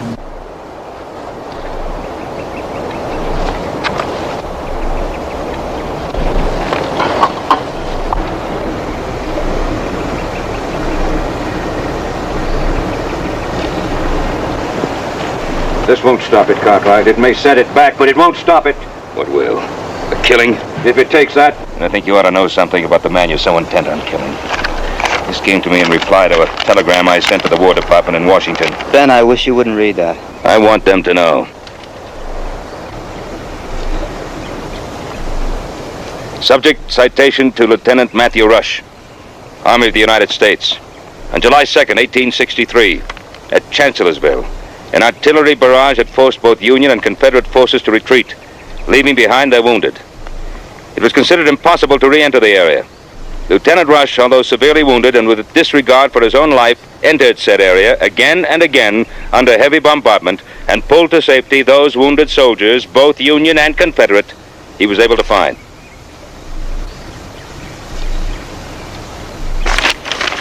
He remained with them, giving them medical aid and spiritual comfort, Lieutenant Rush being an ordained minister, until his own wounds rendered him unconscious. For this heroic and unselfish act, his grateful government is proud to award Lieutenant Matthew Rush the Congressional Medal of Honor, Abraham Lincoln, President of the United States.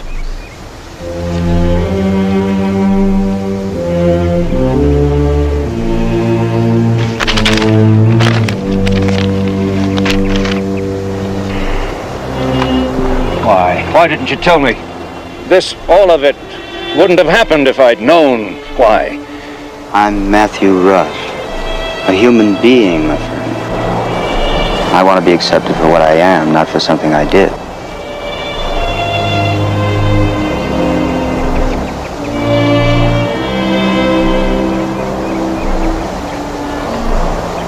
It's over. Build your church.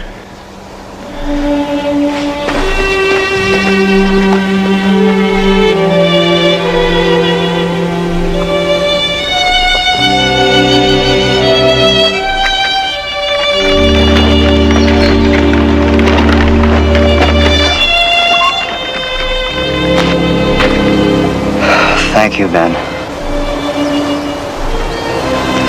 Well, you can start work in the morning. No. It's no use. Why?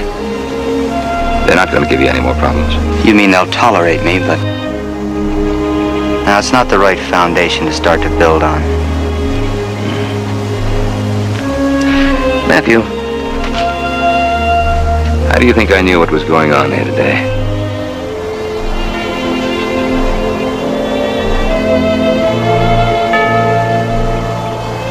She came to me and told me she had no idea how you had won that medal. Now, it doesn't take too much to start a miracle. Just one step at a time.